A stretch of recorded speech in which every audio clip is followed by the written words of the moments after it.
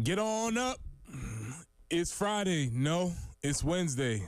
It's last day of the week. It's Wednesday, July 3rd, the day before a big major holiday.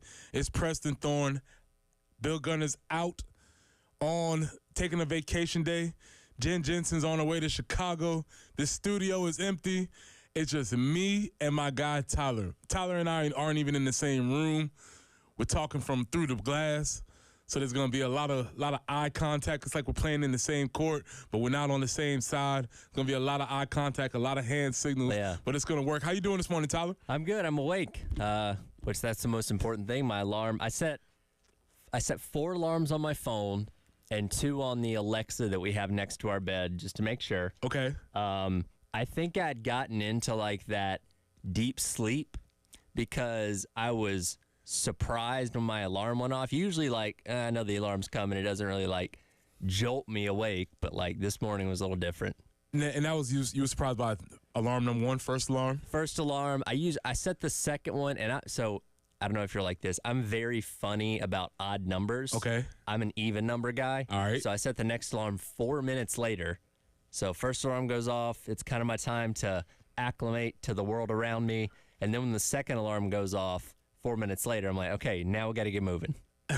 That's just my game plan when it comes to alarms. So you got up and we got it moving. So we're here early in the morning. Appreciate you joining us. If you're joining us, we know a lot of folks are going in and closing out their weeks. Or if you're going in, if you're driving, if you're delivering, if you're working early, if you're coming from the factory, wherever you're doing, glad you're joining us this morning. We got a lot that we'll talk about. A really, let's say, sparse time in the sports calendar. It is. I mean, you get Wimbledon going on. I'm not sure how much that interests people locally here, but that is happening. Major League Baseball just passed the halfway point.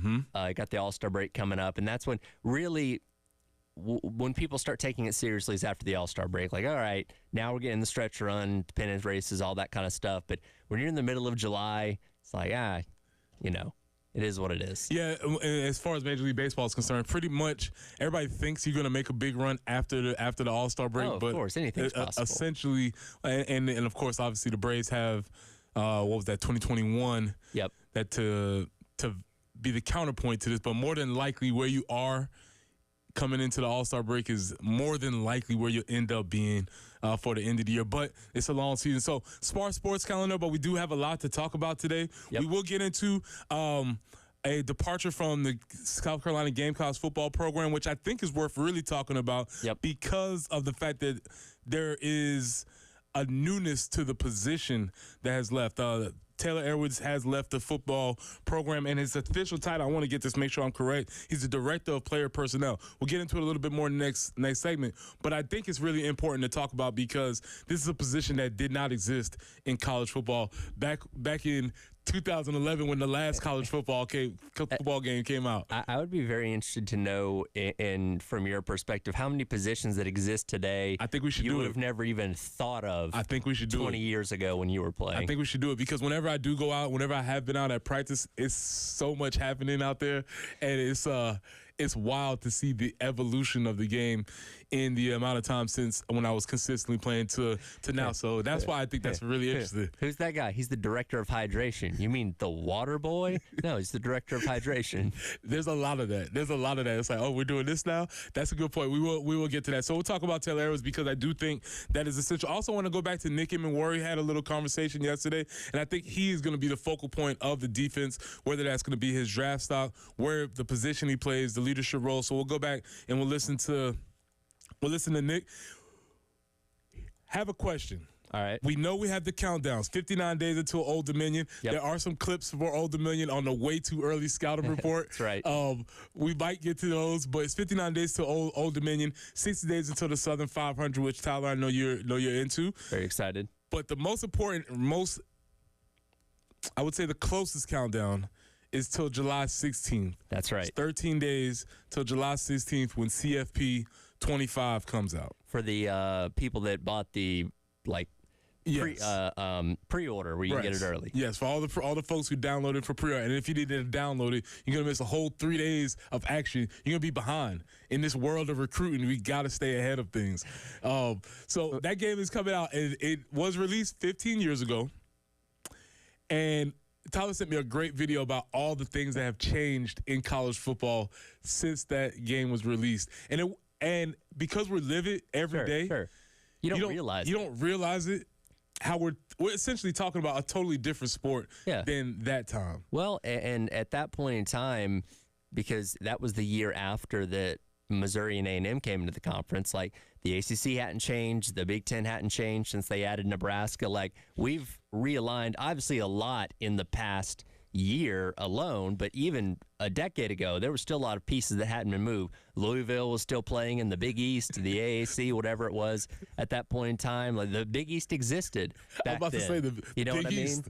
So a lot has certainly changed since. Yeah, we'll get it. We'll get into that. And obviously, with Tyler being in studio, we have to take advantage of his expertise in wrestling. And with Tyler, what I want to do at the end of the hour is I just want to go through a brief primer so that any folks who do not necessarily follow wrestling as much as they used to, if you could just give them a brief rundown, maybe a cheat sheet, maybe a Cliff Notes version of what's happening, who's the champion, what's going on, just an idea of where we are. Yeah. That way that if they found themselves in a wrestling conversation, they wouldn't feel totally lost. I can get their street smarts up. That's all you need. Towards like, hey, that Cody Rhodes guy, he's a champion, right? That's all we need to know. All we just need to know is to pick up a few names, carry the conversation, moving on. So we'll take advantage of Tyler's expertise. And then, with it being July 3rd, Tyler, we have to get into the contest coming tomorrow.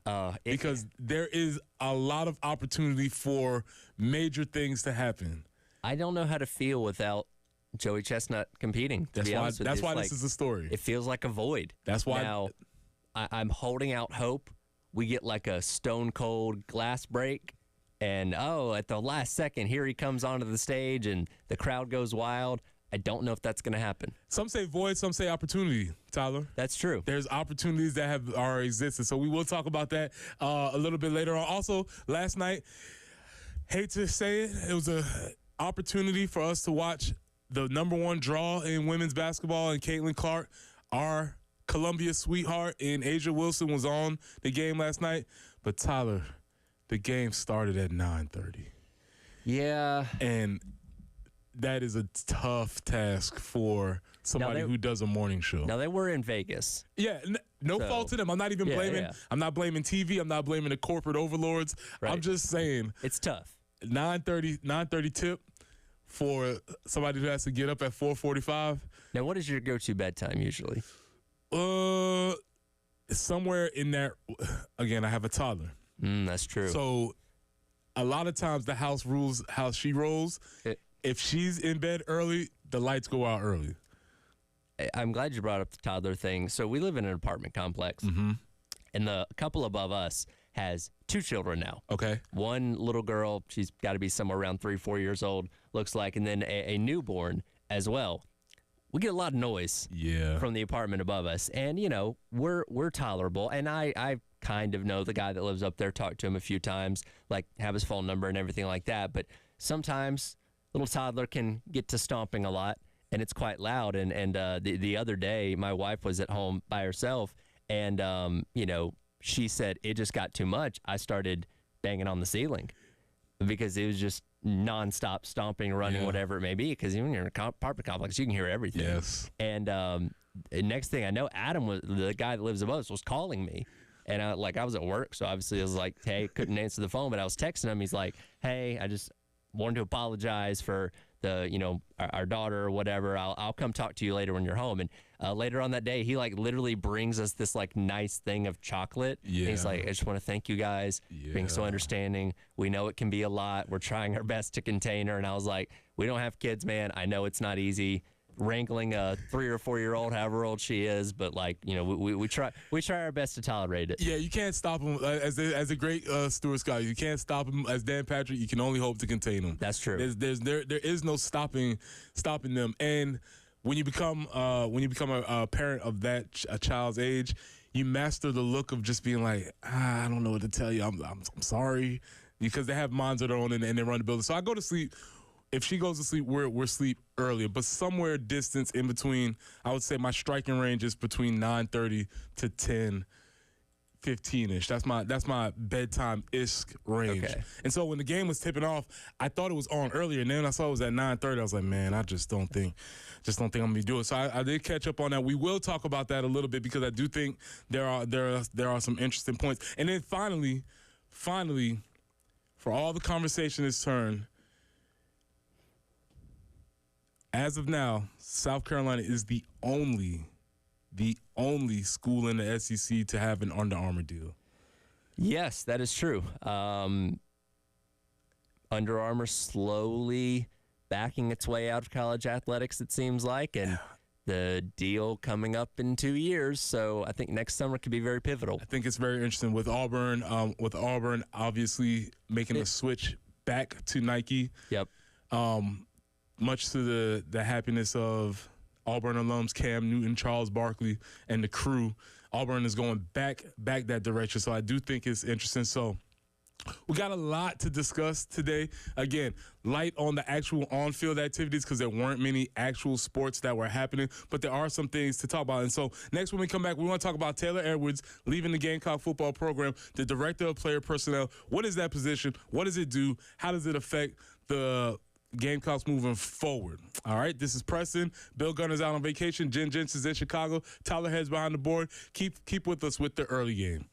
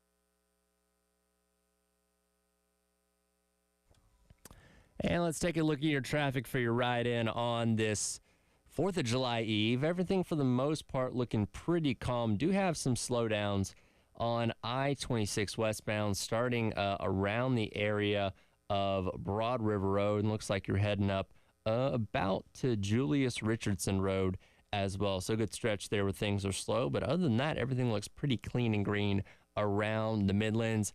Guess what? It's going to be hot. No shocker. 95 the high expected for today. No rain in the forecast. 97 tomorrow for your 4th of July. 99 on Friday. So make sure you stay hydrated and have some sunscreen handy at all times. Let's look at your traffic and weather for your Wednesday here on The Game.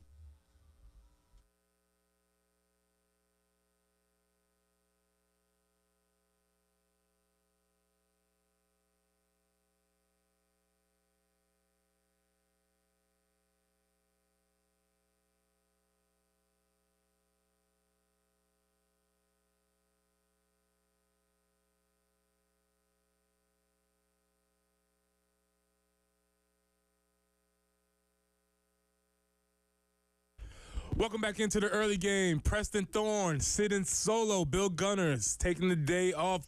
Jen Jensen's on her way to Chicago. My guy Tyler Head is behind the boards with us. Usually when Tyler is here in the morning, he's on the side with me and we can talk. But now we're talking through a glass. And so we're going to have a lot of conversation, a lot of hand moving. But thank y'all for joining us on the 4th of July Eve. I like the way you said that during traffic. It's a day if you're getting your prep ready, if you're getting ready for the 4th, doing all the things you knew, getting your hot dogs, making your sides, as we talked about yesterday, Tyler. There was a lot of conversation about sides yesterday. I did not realize how controversial the side conversation would get. I told you yesterday I fall more in line with like pasta salad because that's just kind of what I grew up. My mom always made pasta salad to any kind of cookout or whatever we ended up going to. But a lot of people are very passionate about the baked beans, I see. Yeah, baked beans. The baked beans was very high on the board, and like I said, I don't know if they would get as high of draft stock at any other time of the year. Yeah. Except for this particular time. I mean, you eat them with like barbecue. Yes. So that can be used in different settings, but I can't think of too many instances where I'm going looking for baked beans to be at, you know what I mean, outside of the 4th of July cookout and it's one of those things that if they're there, you'll take them. Sure. So, and yesterday you did also bring up the point that you feel like pasta salad has sort of made the transition from macaroni salad to pasta salad. We're more of a pasta salad nation as opposed to, I think we used to be a macaroni salad nation. Maybe so. I was never really exposed to the macaroni salad. That's what I'm saying. That's what I'm saying. And you know, Tyler, one of the things I love to do is exploring our age gap. Maybe that's a generational thing. I feel like there's a generational thing that's happening there. But when we talk about transition and we talk about things, obviously, as we said last segment, Taylor Edwards, the director of player personnel with Gamecock football, has left the program. And if you're somebody who has been keeping up with college football for a long time, maybe you might know what this means. You may not know what this means. This is one of the lots of folks who have come under the umbrella of support staff, right? Which the staffs have grown exponentially. Let's just use since the last NCAA football. Let's just use that as a time marker. So that would have been summer of 2013 when that last came out. Let's use that as a time marker. Since the summer of 2013, everything has grown in college football. The money, the rosters, the coaches' salaries, we get all of that. Sure. But one of the things that has really grown is the amount of staff that works on each program. Yes, and now, as of last week, the NCAA approved unlimited amount of staff that can be involved in day-to-day football activities. So these people that you hire and now as analysts, they don't have to be sitting in a closet watching film all day. They can actually go out there and work with the DBs or something like that, depending on what their skill set is. So that gives you the opportunity to grow even more now. Right, because there was on-field staff, there was off-field staff, and the biggest part of the staff that were growing departments was recruiting staff. Right. We have different levels of recruiting. We have a director of on-field recruiting, a director of on-campus recruiting. We have this person who's the director of player personnel. And I want to make sure, I saw some job listings. So if you're in the job market, the University of Michigan did have a position open and it was listed. And so here's the LinkedIn. Here was the listing for them. The incumbent provides direction and oversees personnel in conducting player evaluation, make decisions on recruiting, development of recruiting schedules, and they lead NIL engagement and NIL opportunities. Nothing about spying on opponents in there, huh? Nothing like. Which, by the way, that story just died. I have to. Somebody has to do a follow up on Connor. I was thinking about that the other day. I'm like, man, we just stopped talking about that, didn't we? They just smothered that story out. So this person has really some strong roles. And when you're talking about recruiting now, we're not just talking about coaches going out on the road. We're talking about there's an actual central location where a person has a recruiting plan, schedule, and I just imagine a lot of spreadsheets, a lot of charts, things of that nature where you're trying to figure out what is going to be the recruiting plan for your university. Yeah, absolutely. And just kind of looking at, Taylor Edwards' background, he was the director of recruiting operations at Maryland before coming to South Carolina. So kind of in line with that same kind of work that you're doing, and again, kind of laying out those plans for what you're going to do with recruiting and kind of how you're going to go after these guys. So definitely a position that you have to be very organized in, sounds like. Well, you follow the tree. He gets to Maryland. With Mike Locksley. He goes from there. He got there because he was working at Bama with Coach Saban when Mike Locksley was there. Usually there's a trio. You can follow the way that people get to where they are. So he did some work with Bama, did some work around the SEC. And Shane, it was one of Shane's initial hires. He's one of the few people who have been here since the beginning of that staff. Now, because of the position being relatively new, us not having a lot of experience, we don't know what the effect, positive, negative, of this position actually is. We just know that this person handles a lot of the day-to-day ins and outs of recruiting. Yeah, and this is something that whatever that impact is, you may not notice right away. This could be something that could be a little bit more prolonged over time before you start to notice a difference. And what that difference is, we don't really know. This is kind of uncharted territory. You don't really talk about this kind of person staying or going or whatever it may be, but I'm going to be interested to see what, if any, fallout comes from this. Yeah, he's in one of those type of a fixer type position where it's very, very cloudy and murky what he does. You know that there's important things that he does.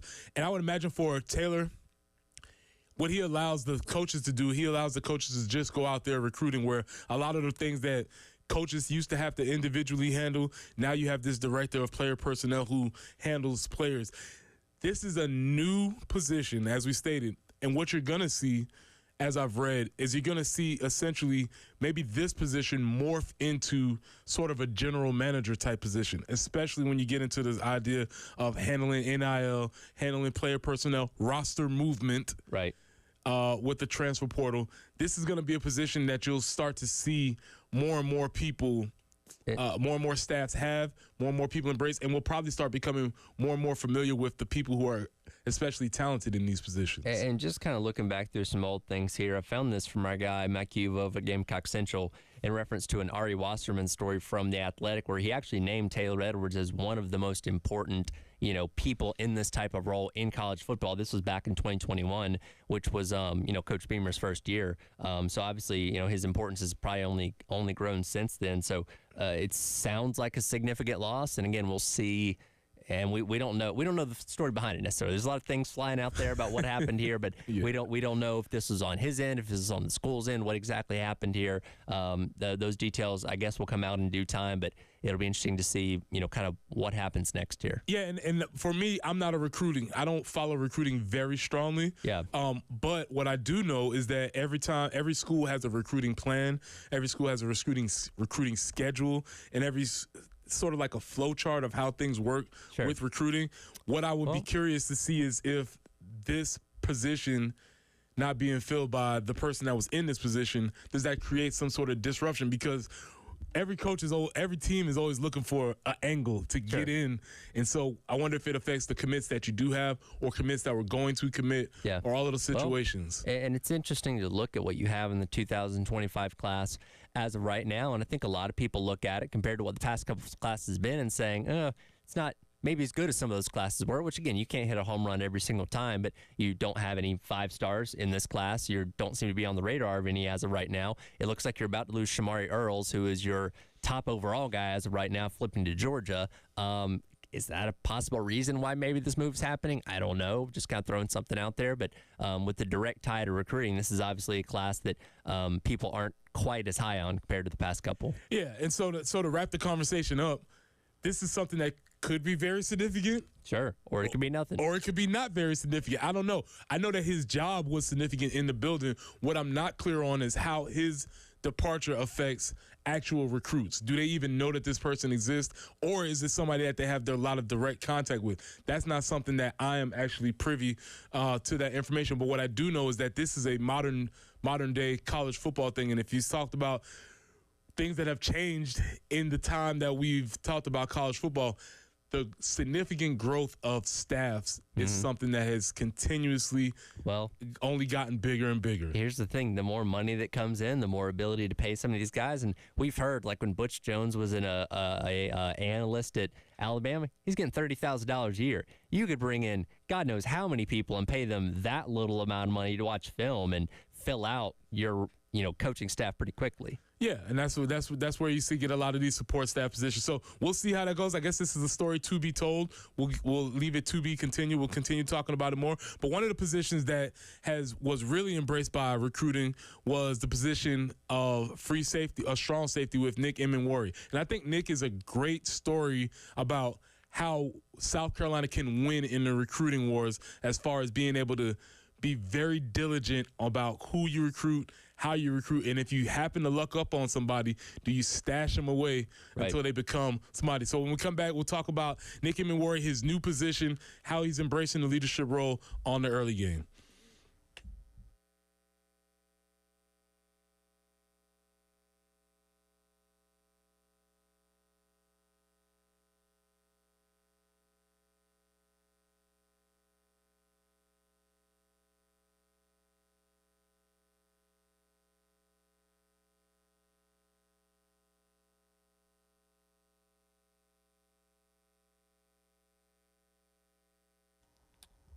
I'll remind you, as always, there are so many different ways you can listen to and watch us here on the game. You, of course, can listen on your traditional radio, or you can check us out on the Game TV, sponsored by our friends at Shepherd's Glass and powered by Integrated Media. Just go on to youtube.com, search the Game TV, and you can watch us all day long. You can also go back and watch shows after they have ended on the live stream tab. You can also check us out on the 107.5 The Game app. Just go to your respective app store, whether it be the Apple App Store or the Google Play Store. Give us a download and listen to us wherever you go. That can be around the state of South Carolina. It can be around the country. It can be around the world. If you're in England, you can listen to the game if you choose to do that. So, again, a lot of different ways that you can check us out here on the game all day long and no matter where you are.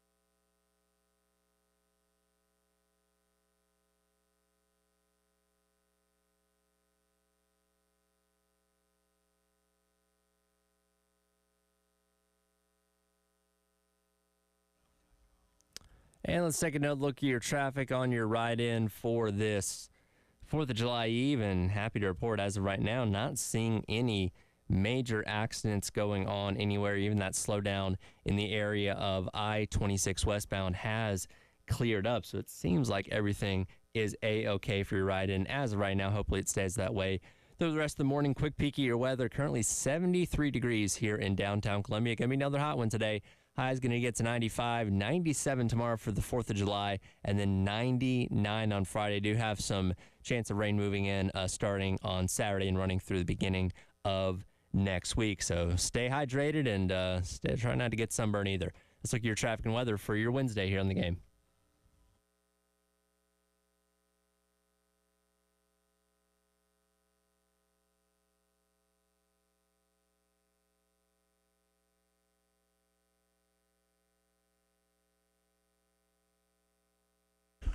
Welcome back into the early game. Preston Thorne, Tyler Heads behind the glass. Bill Gunner's getting prepped for baked bean eating for 4th of July, and Jen's on her way to the street race in Chicago. Tyler, is that something that you will be interested in seeing one day? It's one of those things that I feel like you got to check out at least once. Mm-hmm. I've never been to Chicago, and I don't know if it's something that are going to be planning to move to maybe different cities in the years to come. The Chicago deal is a 3-year deal, so we know we at least have for next year as well. But I just think seeing it in a unique setting like that would probably be pretty cool. So if I had the opportunity to go like next year, I would take it. Yeah. So one of the things we were talking about last time, we were talking about the departure of Taylor Edwards, who's the director of, I have to read his title correctly, director of recruiting of player personnel with the Gamecock football. And one of the things we talked about is how this person helps run and support the recruiting staff. And one of the biggest recruits to be on the team right now is safety Nick Emenwari. But he didn't start off as a huge high-level recruit. Right. I was made aware of Nick probably when Nick was in 10th grade. I got one of my good friends who was coaching Nick. And he kind of gave up the signal of saying, hey, I think I might have a guy. And then the next year he was like, no, I think I have a dude who can play D1. And then by his senior year, he's like, I might have a dude that can go to the league. Yeah. And, of course, you hear that and you're like, okay. Sure. Well, you're always going to hype up your guy, right? Like yes. as a coach, you're always going to maybe at times oversell what you have. Yes. But this was a person who's trustworthy that I do respect their judgment of talent. And so when Nick got on campus, I was super excited because I had already heard of him. It took almost a half of a game before Nick comes in on the first play against Georgia State that he's in, makes a 4th down stop. Mm-hmm. It starts from there. And then he goes on to the rest of his freshman season, all SEC freshman, all SEC, all of that stuff that you want. Last year, I positioned that he had a slight bit of a slump in performance just because I think he might have been put in some compromising positions as far as coverage is concerned. And he maybe was exposed a little bit as far as how much he covers. But this year, he's looking to recover from that. And I say a slight slump because he was still maybe the first or second best defensive player on the field at any time last year. Right. So it was a slight slump, but I just think more so it was more maybe like a sophomore slump where people have read some film on him, all those types of things. So he's coming back to improve these things. And Nick was at an autograph signing, and we was talking about some of the different perspectives on the season. The first thing I want to talk about is him talking about clip number 1, him talking about being a veteran this year.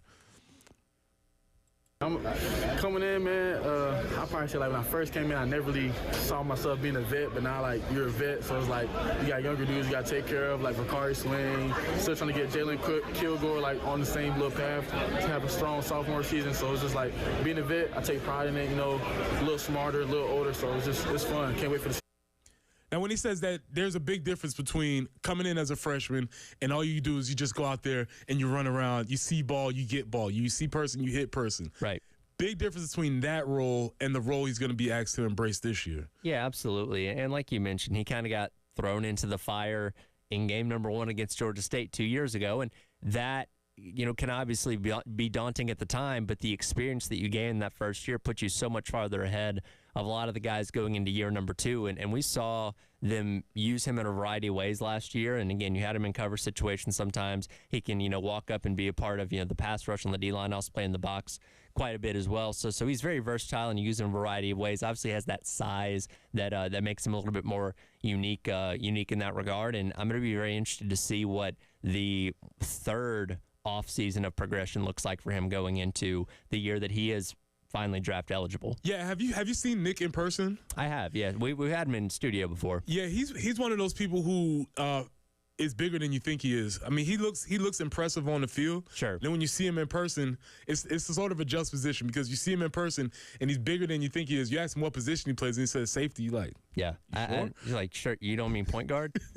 You're like, well, okay, you sure? And he's taller than you think he is. But then the other thing is that he opens his mouth and he has a mouthful of metal mouth of braces. He's got braces. You're like, oh yeah, this kid is still 19 years old. He gives. I remember we had the Gamecock Central event at Steel Hands prior to the season, and they had a couple players there, and he was one of them. And my wife and I were sitting out in one of the tables outside, and the players had to walk through to where the little private tent party thing was, and Nick gets out of a car and he's just kind of looking around like a lost dog, didn't know where he was, and I just kind of got out of his attention. I was like, Nick, you gotta go over there. He's like, thanks, man. But just if you didn't know any better, you would have never known that was a Division I SEC athlete. Yeah, Division I SEC athlete who many people are projecting he's gotten some scores back late first round, second round, depending on performance. The thing is, he's going to go to combines. He's going to test out of the world. He's going to run a great time. He's going to jump out the gym. And so there's only a couple of things that he's going to need to really work on to improve his staff. And I believe it's clip 3 here, where he talks about the things that he needs to improve on for this year. My versatility on all 3 levels, probably get a little bit more sacks, play, I don't know, just be versatile all over the field, a little bit more coverage, just showing the NFL what I can do and stuff. That's probably the biggest thing I've been working on. So when he talks about all 3 levels, he means at the line of scrimmage, playing that mid-level as a backer, and then obviously playing the secondary. He is somebody that can walk up to the line of scrimmage, obviously put pressure on quarterbacks, and that might be something where he could add a lot of value. I think the thing that he'll have to work on the most is going to be his coverage. And it seems as if last year he got put in a couple positions where, I forget the wide receiver's name from Florida, had him in a couple of jams. Yeah, I'm blanking on. Can't remember his name. Pearsall. Pearsall. But Pearsall ended up being a very high draft pick. So when you look at it in retrospect, you're like, oh, okay, he was playing against a really good player. But I think he might have got exposed a little bit so he's going to have to work on that. But as a defensive coordinator, having a guy that can play at all 3 levels, as you just said, he can play coverage, he can support the run, and he can play behind the line of scrimmage. That is sort of like having a wild card because you never know exactly where this person's going to wind up. Yeah, and I'm trying to pull up the numbers here because I'm very interested to see how his utilization changed as the season went along, because we know South Carolina obviously leaned a little bit more in toward that 3-3-5 towards the end of the season, which helped them overall in the defense when it came to the month of November. And it looks like, the numbers are kind of all over the place here, but he played a lot of slot corner in that game against Clemson to end the season. Had an interception in that game. It looks like his role just kind of steadily increased in that slot corner spot in those last couple of games. Played a lot of free safety in the 11th game. I guess would that have been Vanderbilt? Maybe the Vanderbilt game last year. I guess there's no direct correlation here, but I was interested to see if they were using him a little bit more up front with that 3-3-5, because he mentioned his wanting to get a little bit more involved with the pass rush and stuff like that. But it looked like that was something that wasn't too consistent in those last couple of games. Well, Nick is in line with a lot of the great players that we've had here at South Carolina, where we coined them the spur position. Yeah. Probably starting with Rashad Faison and Willie Alford, who were great back when I played. Then you had Devontae Holloman, who was extremely good. And I think Nick is sort of in the realm of somebody like Devontae, where if we're talking CFP and we have to do sliders and things of that nature, Nick is probably, in my opinion, more towards a linebacker than towards a coverage guy. Right. But he can do both things. And so it's going to be interesting to see how the defensive staff chooses to utilize this weapon.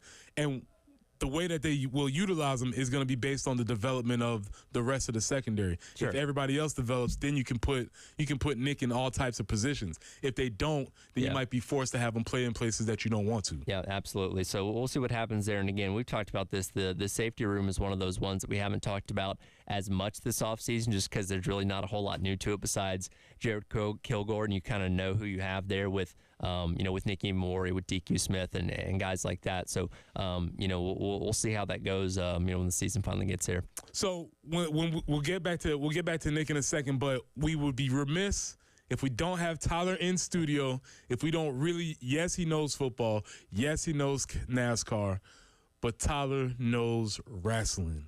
And for those of you all out there who need to update your wrestling knowledge, next segment, we're going to talk to Tyler. And Tyler's going to bring us up to speed. He's going to make sure that when we happen to trip into a wrestling conversation, that we can hold our own. Tyler, you up for the task? I'm down for that. All right, come back on the other side. Me and Tyler, we'll talk wrestling.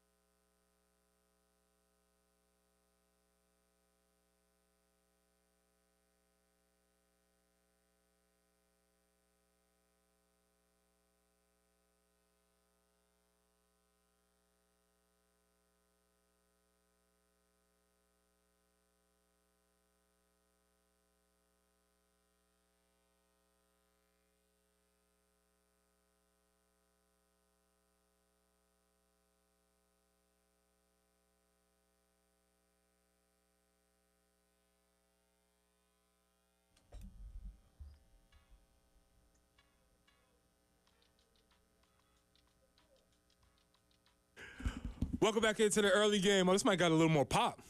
This is like the lead singer mic. Well, now had me on the background singer mic. This mic has a little pop. Now the folks can see you. I appreciate John on the live stream who pointed out that Preston, in your normal spot where the cameras usually set up for you and Bill. Well, they're not set up for you and Bill today. It's me in the studio, or me in the producer room, you in the studio. So had to rearrange things a little bit. Well, we are here now. Welcome into the early game. Preston Thorne, riding solo in the studio today. My guy Tyler's behind the boards. Bill's getting prepped for his baked bean extravaganza, and Jen is on her way to Chicago for the street race. And we got Tyler in here, and I vow that anytime I host the show with Tyler, we will talk wrestling. I'm good with that. Because we have to take advantage of the talents that we have and utilize the skills that we have. So, Tyler, here's my task for you. Okay. I want you to get, this is mainly for me, and maybe anybody else listening. All right. Let's get up to speed on modern, current day wrestling. Okay. Who's the champion? What trends are happening? Any takeovers? What do we need to, just give us what we need to know. Oh, gosh. I don't know if we don't have a lot of time. Long enough for that. Cliff notes. I think everybody's aware of Cody Rhodes. He's the current WWE champion. Okay. Son of Dusty Rhodes, obviously beat Roman Reigns at WrestleMania. You have the World Heavyweight Champion, who is Damian Priest, who's part of the Judgment Day, which is a faction that's going on Monday Night Raw right now. A lot of riff right there. Seems like he might be departing from that very soon. The next premium live event, which is what they call pay-per-views now, is actually coming up on Saturday night. It's Money in the Bank, which is one of my favorites of the year because you get the 2 Money in the Bank ladder matches. So if you just like chaotic, fun, destructive wrestling, Money in the Bank is probably the thing you want to check out. Okay, now let's put a pin right there. All right. Okay, all right. Money in the Bank. Yes. If I'm using my college football brain, that is like the Gator Bowl. As in, it's not necessarily. It's not one of the big. It's not four. the Rose Bowl, which I would consider WrestleMania, maybe. Sure, it is. It is very important from the standpoint of if you win the Money in the Bank match, you get a contract you can cash in for a championship opportunity at any time over the next year, which is where you see like, hey, champion just finished a match. He's injured, down and out. Somebody runs down to the ring, hands the briefcase in, and they take the championship. And that is different from, because I do remember at one point there was like a 24/7 champion where there was that doesn't exist. That doesn't exist anymore. That was just kind of a silly thing that I don't think anybody was really asking for. But winning Money in the Bank allows you the opportunity for a championship match whenever you want it. All right, so we got Cody Rhodes, and who did you say the current champion is? Damian Priest. He actually cashed in his Money in the Bank at WrestleMania to become World Heavyweight Champion. All right, now that's all in WWE. That's all in WWE. Now, do you have any ties in the AEW? I haven't been as in tune to AEW in a while. I feel like their quality has dipped quite a bit here, and again, we don't have enough time in this segment to divulge into why all that is, but there's a lot going on over there as well. I just have not been as in tune with it. And here's my thing, like with the wrestling, once football season gets here, it's a little bit harder to be in tune with every single week because, Mondays and Fridays, a lot of things going on in the football world there, but I do my best to get the cliff notes every week. Like there's some, like recap shows on YouTube that I watch that are 15, 20 minutes long to give you the gist of what happens on Monday nights if you can't sit there and watch the entire show. So I try and stay in tune as best I can throughout the entire year. Is SummerSlam still a thing? SummerSlam is coming up in August. They're going to be at the Cleveland Browns Stadium. And next year it's actually a two-day event. Okay. So it's one of the big four: the Royal Rumble, WrestleMania, SummerSlam, and Survivor Series are the big four pay-per-views. So it's taking on that increased venue, because WrestleMania used to be the only thing that you would have in a football stadium. Well, now they've taken to putting the Royal Rumble in an indoor venue, where the Rams used to play. Now they're moving SummerSlam to outdoor venues. So the big four pay-per-views get those big, huge settings now. So let me get something caught up. All right. Damian Priest is the champion. Yeah, World Heavyweight Champion. World Heavyweight Champion. Cody Rhodes is the WWE Champion. WWE Champion. Is there a slight distinction between those? One show, or the WWE Championship's exclusive to SmackDown. Okay. World Heavyweight Championship's exclusive to Raw. It just gives each show a world champion. When will Raw move exclusively to Netflix? That is January of 25. Okay, so we still have a little bit of time. The rest of this year, yes, and then SmackDown has been on Fox since 2019. they're moving away from Fox. I believe they're just moving to USA themselves next year as well. All right, so we have about a minute left. Shifting, we have about a minute left. Now, with this minute, I need you to give me what I need to know, the down and dirty, so I can continue a wrestling conversation. Go. Oh my goodness. So yeah, like I said, Cody Rhodes, WWB champion, still fighting with the bloodline.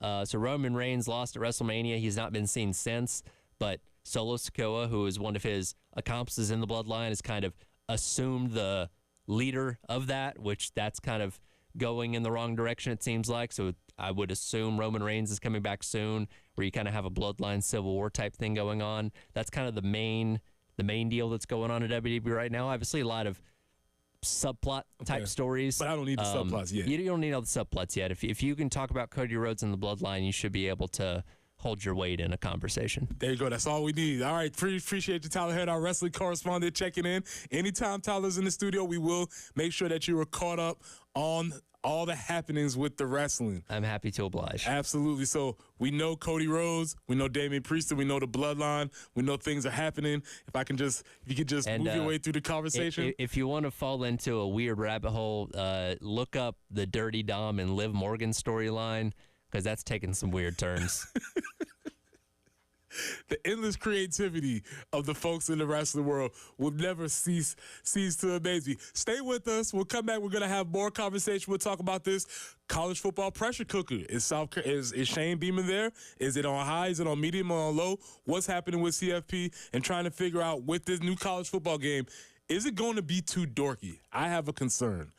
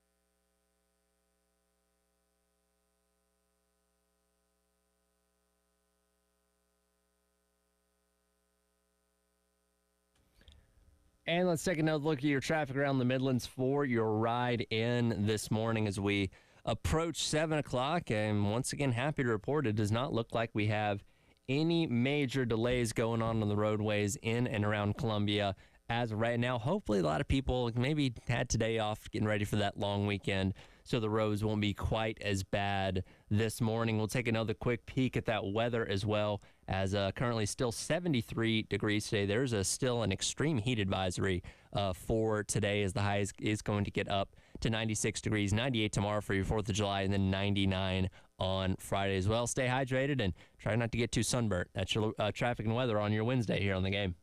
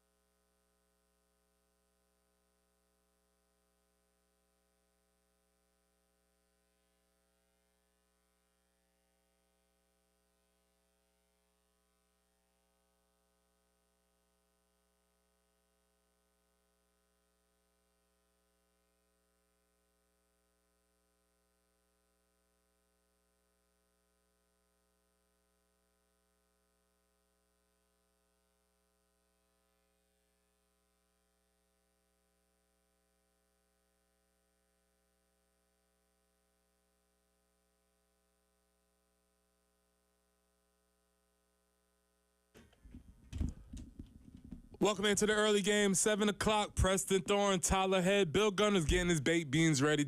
Jen is on her way to Chicago for the NASCAR street race, and so it's just me and my guy Tyler.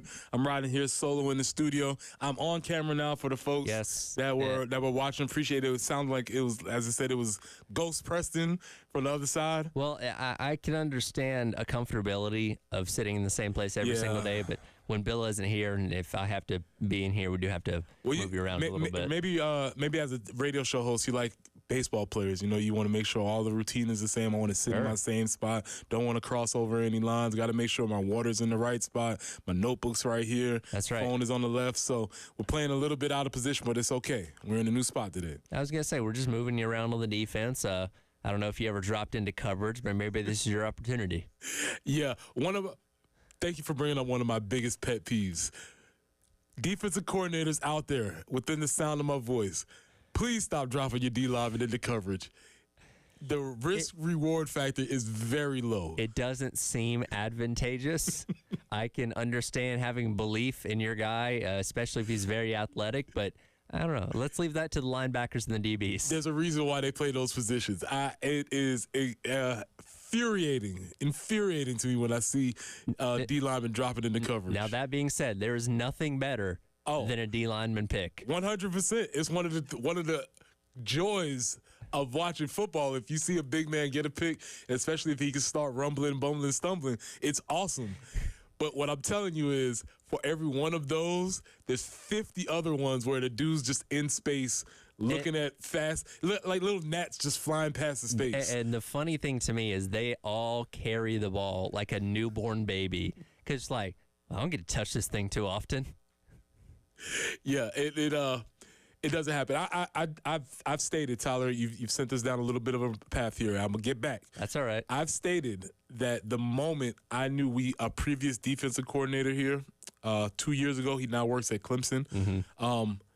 I knew it was done when I saw him dropping Jadeveon Clowney into coverage. I'm like, oh, this is a wrap. Yeah, this is not good. Just because the play says that this is what you should do, doesn't mean you should do it. Now, is Jadeveon Clowney maybe more capable than some other defensive linemen in coverage? That's the secret about JD. Fast, strong, big. Yeah. Not a great athlete. Right. So he was almost even worse in coverage. I heard your story about him playing basketball back in the day, which is surprising to hear, actually. It was amazing because really the gym had filled in because we knew the kid was coming in town. It was like, man, let's go check him out. Guy out. First off, he didn't play very much, and when he got on the court, that's the guy? Yeah. That's the guy that's murdering people in the football field. There's no way you would have said that dude on a basketball court is going to be a number 1 draft pick here in a couple of years. He just looked like the big oaf that comes off the bench sometimes. He didn't look like it, Tyler. That's what he was. that's what he did. Oh man, he tried really hard today. You know what I mean? I'm proud of him. He just did it to keep in shape or stay out of trouble. You know, yeah. Well, he had those cases in high school sports. That is the thing. Like when you have a freak athlete in one sport.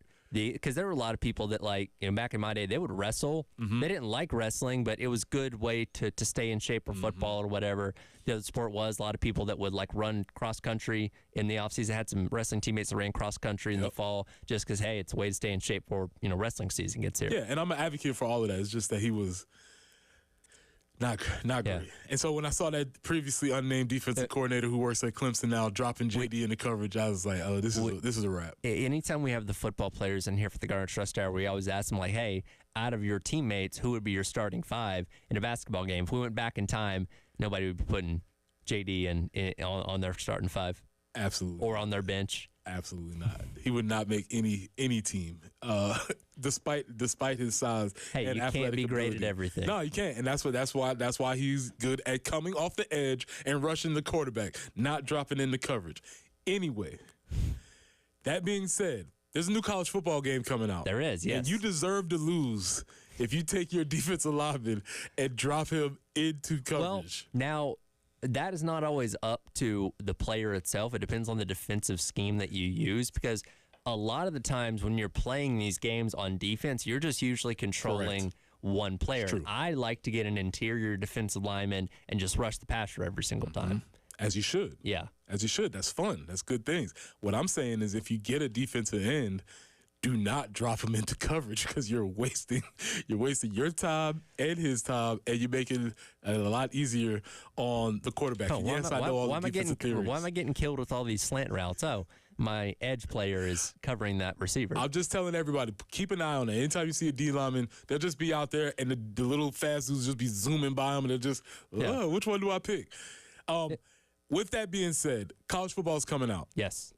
And like you said, a lot of people are excited. I'm excited. It's something that has not happened in a long time. 15 years, I think we were. Last time was 11 years. 11 years. Yeah. 11 years. Feels like 20. Feels like 20. Things have changed drastically since the time that the last game was coming out. My concern is maybe they might have went too far. Too far? Okay. Why is that? Because I've seen PDFs. Yeah. I've seen videos. I've seen things about the features that are going to be offered in this game. And I'm wondering if people, maybe specifically people of my generation, if they're going to turn this game on and it's going to be too much for them. Now, here's the thing, and I'll go baking to, because I know what you're talking about, and they released the 6-minute-long video about Dynasty Mode yesterday, which is very detailed, and I'm very excited about. The last game and the games before that, you obviously have Play Now mode where you can just hop in. You can play against any team with your buddies or whatever it may be, just as a quick form of entertainment. You can play Season mode, which was literally just one season of football. Straight season. Just straight season. You played the game. You went to the next one. Didn't have to worry about recruiting. Didn't have to change anything. You just played the games. That was it. The diehards are what Dynasty mode is made for. And the recruiting of Dynasty mode in years past was already very thoroughly detailed.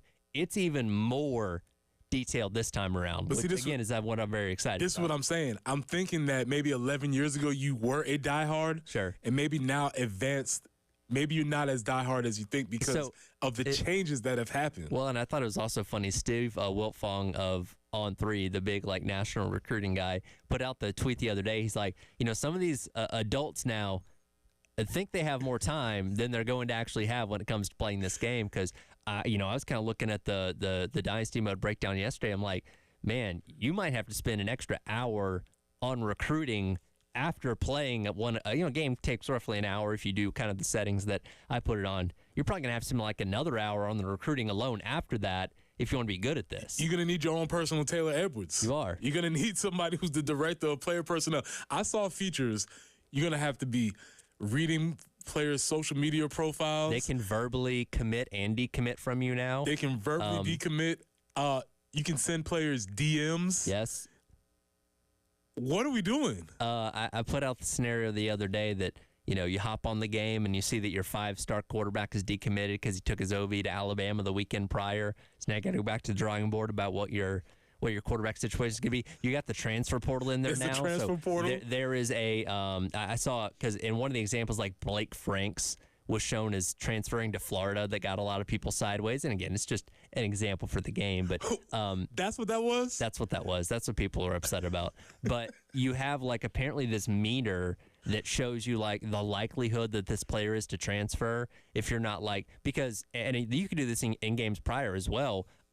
Where a player would be like, hey, I'm not getting enough playing time, whatever it may be, and you can make promises to them to get them to stay. So if you're not living up to hey, I told this 5-star, freshman cornerback he was going to be able to come in and be a starter in year number 1 or be an All-American, and that didn't happen, well, guess what? Now he's going to transfer.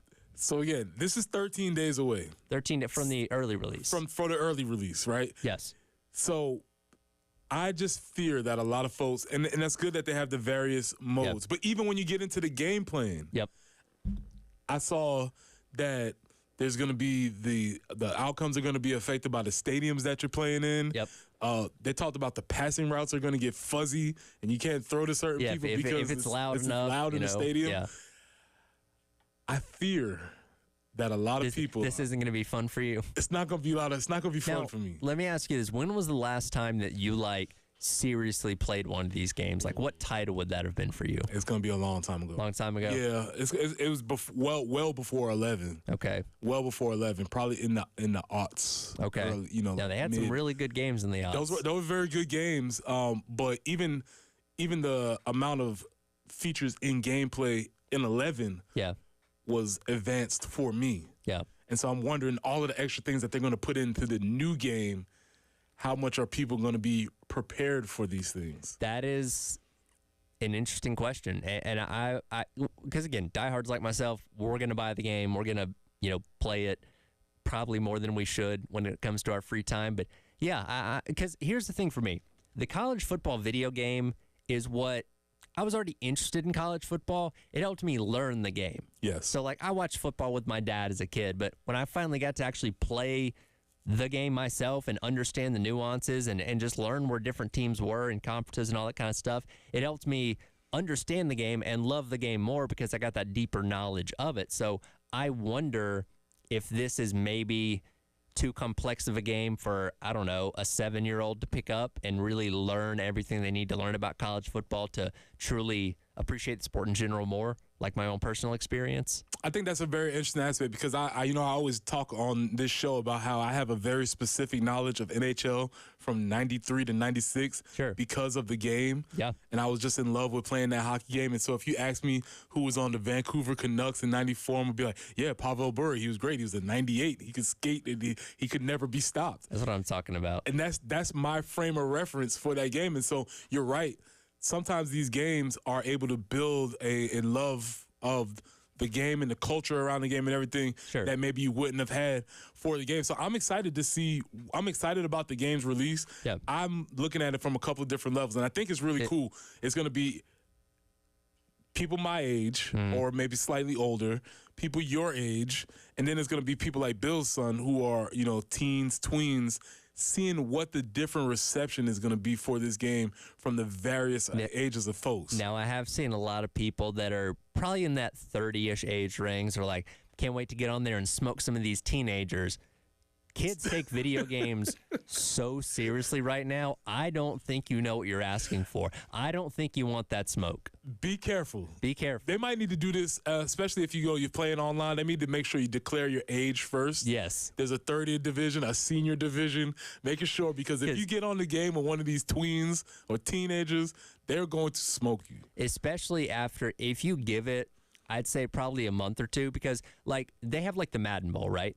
Where you have these guys that play Madden professionally, but they don't play it like a normal football game. You understand the algorithm of the game and which plays are most successful, and you just run those plays over and over again. So you're playing some 12-year-old kid thinking you're going to smoke him by running the triple option. Like, no, he's figured out which exact type of offense and which 3 plays are most highly effective, and that's what he's going to run against you the entire time. And that's what's going to really get you tight when he starts running that same play over and over exactly. again. And you're like, I can't stop. Why is he killing me with this same wheel route over and over and over again? It's like, because your guy in coverage is a 73 overall, and he's just exploiting that. Yeah, you dropped Jadeveon Clowney in the coverage, and now it's not working anymore. Exactly. The defensive lobby thought it was a hack. So we're going to see how that goes. But obviously, the tension is building for college football. And with the tension building for college football, there's predictions. Andy Staples has made some predictions.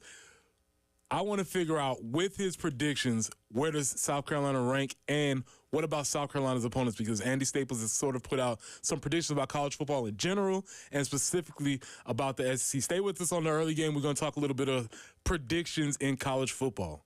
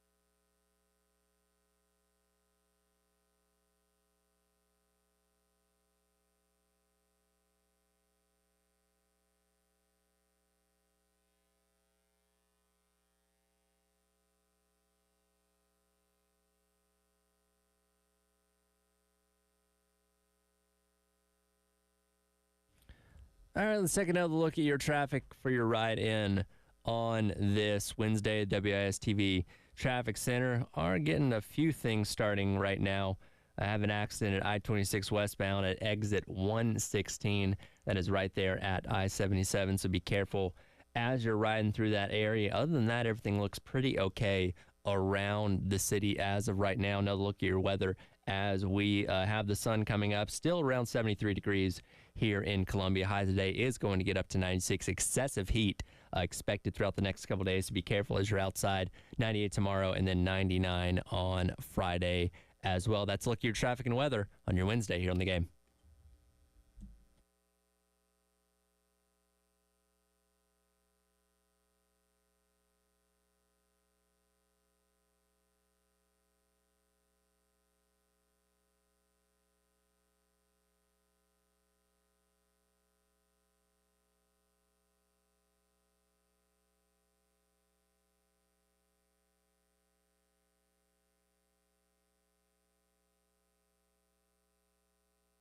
Well, there's quite a bit. If you're going by, like, I'll go by the post-spring ranking I did. You would have Georgia in there, you'd have Texas in there, you'd have Alabama in there. You would also have Ole Miss and Tennessee in there. I've had 5 that would have made it, but I think Oklahoma, LSU, and Missouri are all thinking, whoa, were you leaving us out? Because I think they're going to have a shot to make it too. So if you can win 10 games in the regular season in this league, you're going to be in. But we talked about those schedule draws. If you got one of those particularly brutal schedule draws and some of the ones you won were the quote-unquote right ones, I think there's a chance you could also make it into 9-3, depending on what everybody else in the other leagues does. That was Andy Stables giving his predictions of how many SEC teams that he thinks will make the CFP. And I'm only listening through one set of ears. I don't really care about those other teams. Yeah. All I heard was, oh, we play them, we play them, we play them too. And so out of those teams that he listed, we played 3 of the 5 teams that he basically locked. Yep. And then the other team, also Oklahoma, he said. So it's like 4 of 6 of those teams that he predicted to be in the CFP are out on our schedule also. Well, if you needed any more convincing that South Carolina's schedule is very hard this year, there you go. 3 of the potential 5 teams that might be in the playoff are on South Carolina's schedule. Yeah, and you would assume that if they're going to be making the CFP, a trip up or a loss to South Carolina is not going to be on the menu for those teams. Probably not. I guess it depends on how good South Carolina is, where that might end up being a quality loss. Who knows? Which at that point, that would be a good thing on South Carolina's end if you're, upsetting a Oklahoma or an Alabama or something like that, and that certainly helps out your resume and gets you to a much higher win total. I do agree with his statement that 10 wins get you in. 10 and in? 10 and in the SEC, I think, is an absolute lock. Now, how many teams can get to that is going to be the very interesting thing to me, especially as we, enter this new divisionless format of the SEC where you're not going to have the opportunity for as much cannibalization as we've had in years past. So, and look, there's so many variables. I don't know how many teams can end up with 10 wins, but I would imagine we could maybe see a scenario with 3 or 4 at least. As you said, the divisionless, I'm thinking, oh yeah, another thing that has changed since the last college football games. He's like, oh, we're going to play in the SEC East. Nope, doesn't exist. Doesn't exist anymore. All of that is true, yes. And we've seen different projections. I think the one I keep going back to is the ceiling floor sort of idea, where we had a ceiling of 8-4 for South Carolina, a floor of 4-8. Looking at that, and there's a lot of variability in those 2 numbers, obviously. Sure. But what you have to take into account is the amount of teams that you are going to play who are projected to have really good seasons. Yeah, absolutely. And let's just play devil's advocate here and go to the part that you said about maybe being 9-3 and getting yourself into the college football playoff, because I think that is something that is plausible in an SEC or the Big Ten. I don't think it could happen in the ACC or the Big 12. So let's say that South Carolina does go 9-3 on the season, but you have wins against Ole Miss and Alabama in that tough month of October. Considering the fact that we expect those 2 teams to be around that 9-10 win mark themselves, that might be enough to get you in. Well, for those who may not be absolutely familiar with the schedule, the tough month of October includes Ole Miss, a team that Andy Staples said he believes might be in the CFP. Sure. Alabama, who he did not include in that list. No. Still Alabama, though, so we'll figure out what that means. And then Oklahoma at the end of the month. So basically 2 of the 3 teams that have legit CFP chances, right? But also another team who nobody would be surprised if they were in the mix. No, not at all. And that's what makes the SEC so intriguing is you obviously have the newcomers coming in. And it's like, okay, well, how are they going to adapt? You know, a lot of people are already penciling in Texas to be in the SEC championship game come December. And it's like, all right, hold on. I know they had a good year. Let's see what they can do in year number 2, if they can follow that up and also do that in the SEC as well. And then the great unknown of Alabama, because if this was a Nick Saban Alabama team, we were like, all right, pencil them in, 10, 11 wins. They're going to be in the SEC championship game and probably going to be in the college football playoff. With Kalen DeBoer, who knows? This could be a 12-0 team. This team could go 7-5. Like, I don't want to be extreme, but we don't know.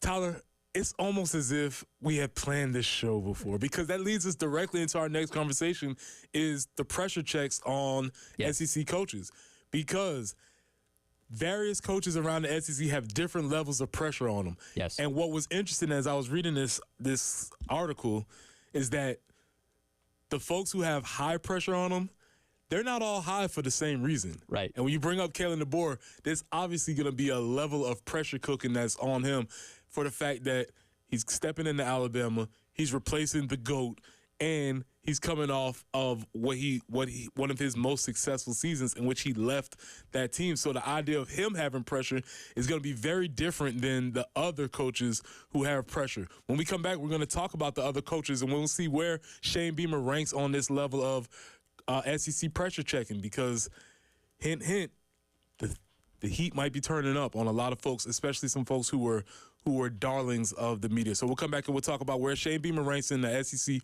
pressure cooker rankings on the early game.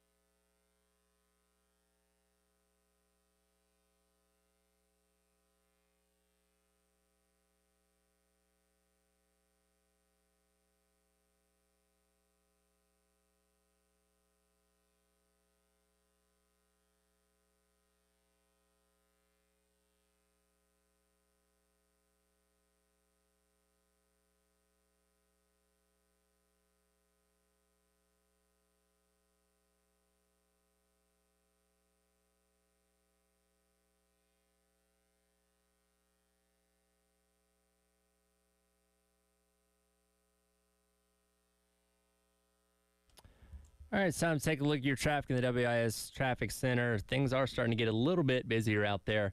Still working that accident I-26 westbound at exit number 116. Be careful as you're making your way through that area. A couple disabled vehicles as well. One going to be at I-77 southbound at Jackson Boulevard, and then another one is going to be at I-20 eastbound at Alpine Road. That is exit 76B, so be alert as you're driving through that area for the disabled vehicle. Another quick peek at your weather is going to be a high of 96 degrees today, 98 tomorrow for your 4th of July, and 99 coming up on Friday. Stay hydrated and stay cool. Gonna be a hot one. Let's look at your traffic and weather here on the game.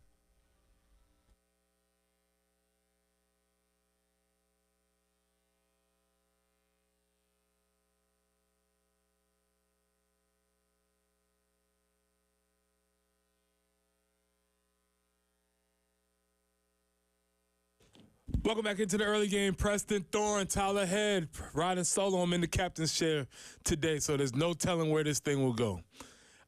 Tyler, we talked last segment about all of the teams that are expected to make the CFP, which deals with the idea of expectations. And you sent me an article, which I think is really interesting. What is the proper name on the article? It is the SEC Pressure Check. So this is Jesse Simonton, who's a national writer for On3, and he's doing this conference by conference. He put up the one for the Big Ten yesterday as well, but he started off with the SEC the other day, and it's a pressure check ratings for who's under the most pressure this fall, and he has the rangings from extreme to high to medium to low, and he basically put them in a list of 116 with how he sees it shaking out in the SEC. And so when you look at those groups, you have the people who are in various levels. I, again, only look for things that are concerned with me. Sure. And I'm concerned with the Garnet and Black. And so we're looking at where he thinks that Shane falls, and not to put it further, he has Shane ranked as high. Yes. He has high pressure for Shane. But what was interesting for me is listening to the other coaches that he had listed as high. So he had Sam Pittman, he had Billy Napier, Kalen DeBoer, Clark Lee, which I thought was interesting, and Steve Sarkisian. Now, as you go through each one of these coaches, they're all listed as pressure cooker high, but each one of them has various reasons as to why they are listed there. And I think because Sam Pittman, we didn't even think he was going to come back for another year. We thought he was going to can at the end of last year. When your AD has to say, hey, we're bringing the coach back, that's usually not a good sign. The dreaded vote of confidence. So he's somebody that I think realistically might not make it to the end of the season as Arkansas's head coach. I love Uncle Sam. I think most people do, but I just see the writing. We want to drink Duff's beer and everything. Want to hit that jukebox and drink the beer and all that kind of stuff, but I just don't see it in the cards of how he's going to be able to survive the season. Much the same with Billy Napier. So I think you could make the argument that Napier might also belong in that extreme category as well. Yeah, that's really interesting. And also, there's no doubt that who does Sam Pittman have as his offensive coordinator? That would be Bobby Petrino.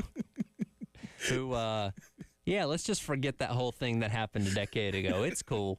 Bobby Petrino's just chilling. There better be something in his contract about avoiding all volleyball practices. Yeah. You see this man at your volleyball practice, notify us. Bobby Petrino's just waiting in the wings. He's just like, we'll see how that goes. Kalen DeBoer is obvious. The reason why the reason why it's in a high pressure situation, because as I said last segment, he's taking over for the GOAT. Yes. He's coming into a program that's stacked. Listen, if Alabama goes 3 and out on their first offensive drive of the season, they're going to be losing their minds. Like, what's wrong with this guy? That's a tough situation to go. And I argued that a lot of coaches didn't really have the courage to take that job. So I applaud Kalen for taking the job. Just know that you're stepping into a hornet's nest. It takes a lot of guts. And look, Kalen DeBoer has won everywhere that he's gone. It's not like he has an unproven record up to this point, but you are expected to keep this train on the tracks. And last year's team for Alabama was considered not one of the better ones in Nick Saban's tenure, but they still won the SEC, and they still made the college football playoff. And, yeah, you had some guys that transferred out, but for the most part, you kept a lot of things in place, had another good recruiting class. You're being handed the keys to Ferrari. Don't drive it into a tree. Right. Now, Billy Napier, they have him listed as high. Yes. That's just not going to work. And I don't know how long we're going to make this. It's not going to, because it just seems as if, and I don't know, maybe it's the Florida people. Sure. They can't get over their love for Spurrier. and Urban Meyer won, so that was fine. But when they make up their mind that they don't like a coach, it's nothing that he can do. I've said this for a long time. You have to have a very brash personality to be a successful Florida head coach. Just to be a Florida head coach in general, you don't have to be successful. Will Muschamp has a very brash personality. Correct. Didn't work out down there. But when you look at Steve Spurrier, you look at Urban Meyer, even Dan Mullen, who had a little bit of success there in the middle, even Jim McElwain to a degree before things went sideways with him, you have to be louder than the room, if that makes sense. Billy Napier is a very soft-spoken, well, we're just going to focus on... I mean, his nickname is Boring Billy. Exactly. Sunbelt Billy, Boring Billy. He just doesn't have the right personality fit. And kind of going back and reading, a lot of people didn't like the hire to begin with. Now, Napier was a guy whose name was on a lot of boards for years, even on South Carolina's prior to him getting the Florida job. He has a lot of local ties here. Exactly. So it made sense, but a lot of people at Florida looked at it and said, don't think this guy's going to work. And here we are entering year number 3. And if they are anything under 500, I think he's gone. Yeah, and I don't feel bad for him. Obviously, he's being well compensated and all those things are working. But I don't think he's gotten a fair shake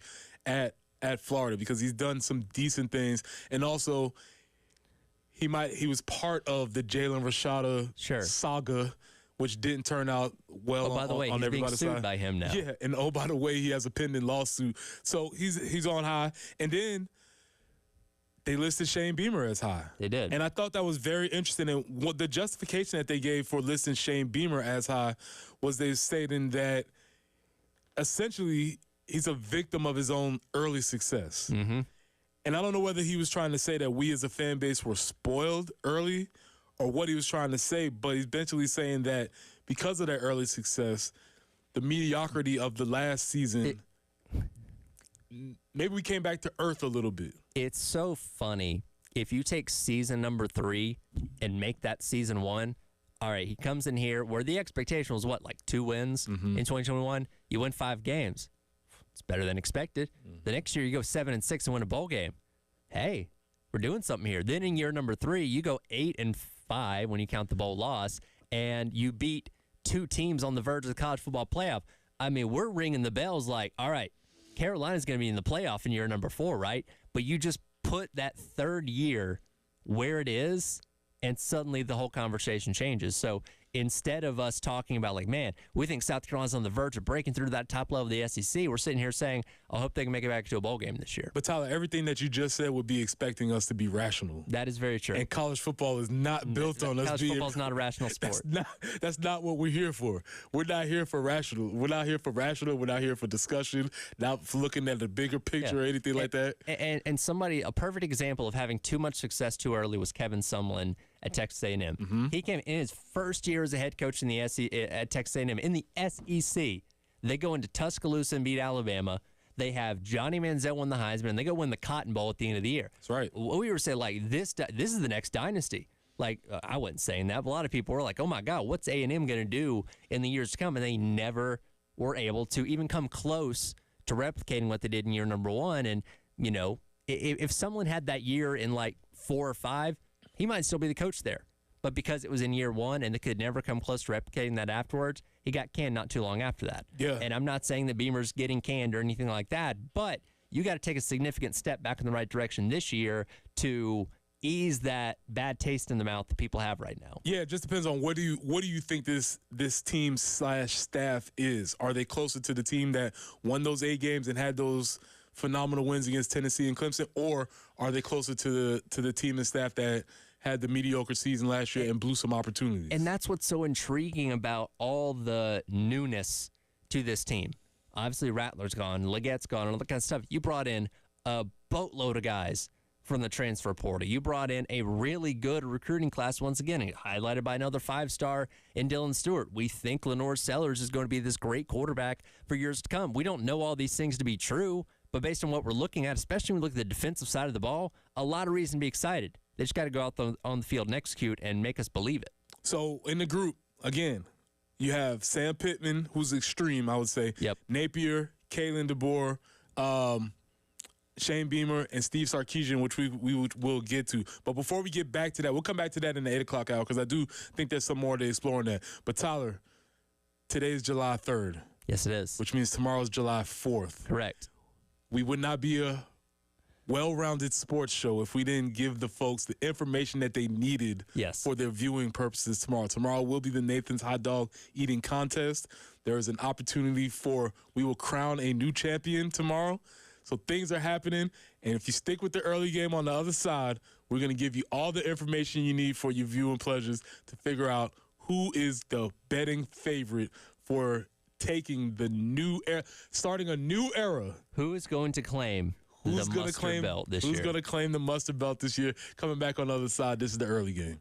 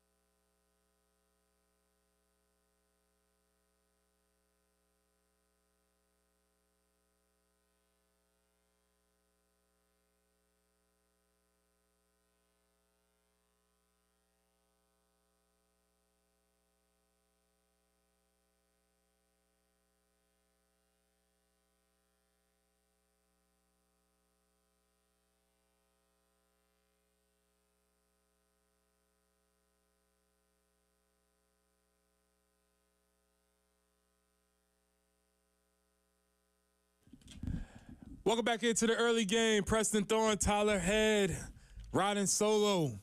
July 3rd, which means tomorrow, there's a chance, an opportunity for the thing that we love most in sports. A new champion will be crowned. Somebody has to. Somebody will take the historical mustard belt and take it as a new champion. So, I don't know if you saw this. Joey Chestnut will be eating hot dogs tomorrow, however, not at Coney Island. That's really sad. He'll be in Fort Bliss, Texas, at the Pop Goes the Fort celebration in a 5-minute hot dog contest against 4 military members, which he will be competing against all 4 of them, where he will try and beat their total amount of hot dogs between the 4 men, which I feel pretty confident he'll still be able to do. So this is a big conversation. Yes. This is the conversation. It's not about the hot dog eating contest. It's about what do we like as sports viewing fans. Are we more likely to tune in when we know, like, and appreciate the champion? Sure. Or are we more likely to tune in when there's somebody that could be new to take the championship? The hot dog contest is such a unique animal because I'm using sports in quotes. For 99% of us, this is the only competitive eating contest we're going to watch the entire year. I am one of those and people. For a lot of people, Joey Chestnut is the only name that you know. Kobayashi. So, Kobayashi back in the day, when you had the dynamic of those two against each other, you had a little bit more there. But for the most part, the past 10 or so years, it's just been Joey Chestnut as a name that most people know. So you tune in and be like, all right, what record is he going to set this year? You know, he's basically racing himself. Like, okay, last year he ate 77. Can he beat that this year? And that's kind of what you're watching for because you know, and, you know, when you see after the first 4 minutes, he's got a 12-dog lead on the next person. You're like, all right, well, Joey Chestnut's going to win again. Let's see how high that number goes. So for something like this that you're only tuning into once a year, I think people appreciate dominance a little bit more. But when you're watching other sports, and I'll use, you know, something like NASCAR as an example, Jimmy Johnson won 5 straight championships from 2016 to 2010. Ratings declined during that time because people were sick of seeing the same guy win the championship over and over and over again, year after year after year. So when you have a sport that has more exposure, I feel like a dominance is a little less loved. But when it's only something that you're watching once a year for an hour, not even that. I mean, the contest itself is 10 minutes, right, but the TV coverage is an hour long. I think people are fine with dominance, but there is intrigue this time around knowing that somebody new is going to take the belt home. And when you talk about the people that are new, I'm looking at pictures of the folks that are in the betting favorites to take away the championship. Yep. And my immediate takeaway is these dudes look like they're going to professional bodybuilding instead of professional eating. Right. When I'm looking at Nick Weary here, Jeffrey Esper, and James Webb, who's the top 3 that we're looking at, and this is not off the top of my head. This is 100% looking at the internet. But looking at them, you wouldn't pick these dudes to be what you would assume were Major League eating champions. No. And so this is a very fascinating how the sport has very different than what you probably have in your mind. Here's what I'm most intrigued about tomorrow, because, again, Chestnut's been the runaway guy for years, outside of 2015 when Matt Stoney actually won, which Stoney won't be competing this year. I'm looking at last year's results. Esper, Webb, Weary, and Weaver all separated by just 8 hot dogs. Esper and Webb, who are the 2 betting favorites, only separated by 2. We could have a down-to-the-wire contest this year. And that's what I'm saying. This could be something where you could say, okay, look, this is actually going to be a great contest. Sure. There's going to be a high level of competition. I think there's overtime as well. So we could get a tie at the end of 10 minutes, and we could have an eat-off between 2 guys at the very end. So the possibilities are endless. So this is something that if you are inclined to. Now, if you're somebody that watches this and immediately makes you throw up when you watch them eating slovenly like that, I understand. But if there's nothing else going on, you're looking at the coverage. Look, it's an hour. It's in early noon. So before you get out and go to your festival or your cookout or whatever it's going to be, you sit down. And you don't even have to watch the whole hour. Just carve out the 10 minutes for the contest. Yeah, because really, you know, as people who create content, sure, my heart goes out to those producers, because are they able to talk about the absence, the obvious elephant in the room? Yeah. Are they going to have to ignore that? How do you think they're going to approach that? They have to lead off with it, right? Like, that has to be the headline story. You can't just ignore the fact that he's not there. And I don't think ESPN as a broadcaster has, any kind of like obligation to not talk about Joey Chestnut. Like, the guy on the stage who runs the whole business himself, he's not going to acknowledge it. I think he's going to present it, hey, new opportunity, new winner, new winner, whatever it may be. But I think ESPN will have, no choice but to say, hey, guys, Joey Chestnut's not here. Who's going to win? It's pretty clear because obviously when the dominant force is not there, it makes it a little bit difficult to watch. But as you said, the 99% of the folks who don't watch Major League Competitive Eating, which I am part of, I do never plan to watch the hot dog eating contest. Somehow or another, it ends up on my TV screen, though. I'm going to be very interested to see what this does for ratings. Because, again, you had this known commodity for so long, and people are like, oh, I want to see how many hot dogs Joey Chestnut's going to eat. It's going to be protest. People will be like, you know what, Joey's not in it. I'm not watching it. Have we totally? Well, he say he's going to be in another place, so we know he's not going to be there. So the idea of Joey Chestnut's music coming on, it's not going to happen. If Joey had no prior commitments and we just didn't know what he was doing on the 4th, I would watch the contest with a hope that he was going to come out of nowhere and compete. But given the fact that he seems to be committed to this team in Texas, which Texas and New York, long way away from each other, I don't think it's going to happen.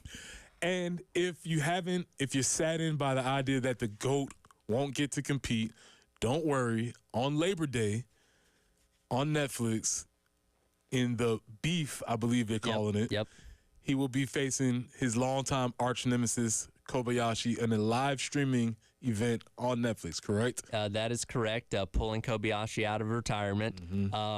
Now, here's the thing. Kobayashi hasn't been in the eating game for a long time, so I don't know how in tune he is and how ready to go he is, because Chestnut's been knocking down the dogs for the past 10 years without him. I'm intrigued. I think we should add that to the countdown list. 59 days till kickoff, 60 until the Southern 500, 61 until the beef between Kobayashi and Chestnut.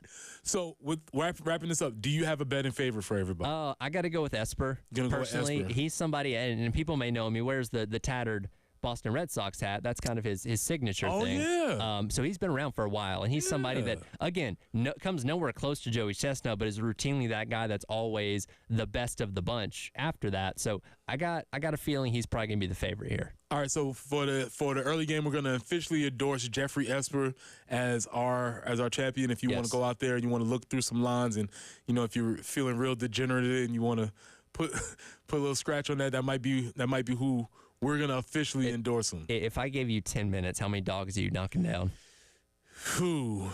I don't know. What numbers are we looking at? We're looking at 49. That's what Jeff. So Esper had 49 last year in 10 minutes. So almost 5 dogs a minute. I could get you maybe 8 to 10. 8 to 10 in 10 minutes?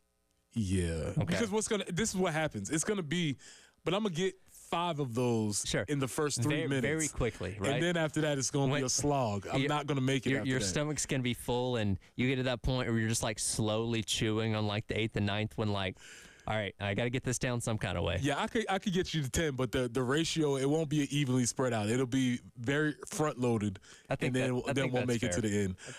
When we come back, we're going to talk a little bit about the stories we've talked about today, going back and looking at this pressure cooker. I'm interested to see what SEC coaches are, what levels they're in the pressure cooker. This is the early game.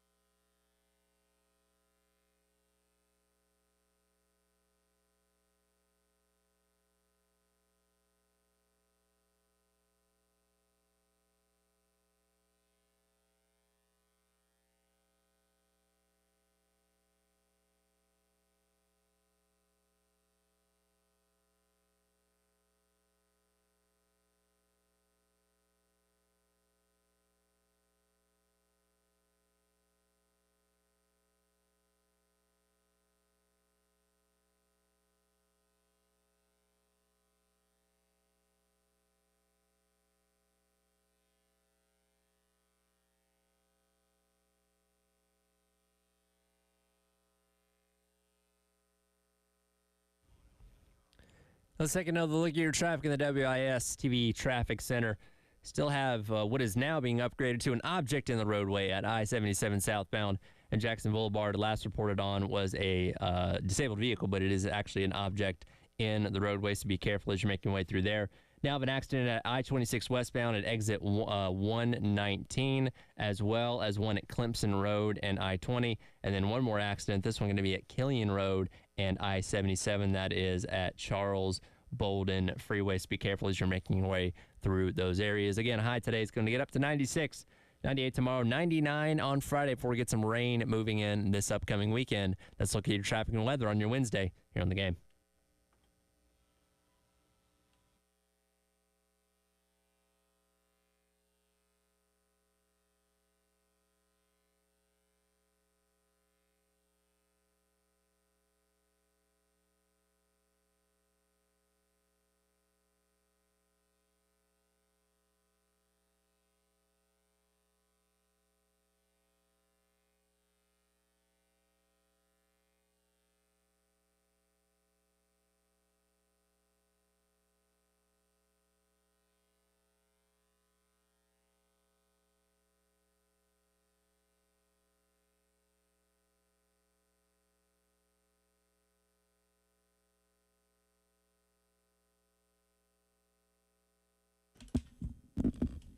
Welcome back into the early game. It's Preston Thorne riding solo. Bills getting his baked beans ready. Jen's in the street race in Chicago. And my guy Tyler Head is behind the board. So I've had the whole studio to myself today. So it's been an interesting experience.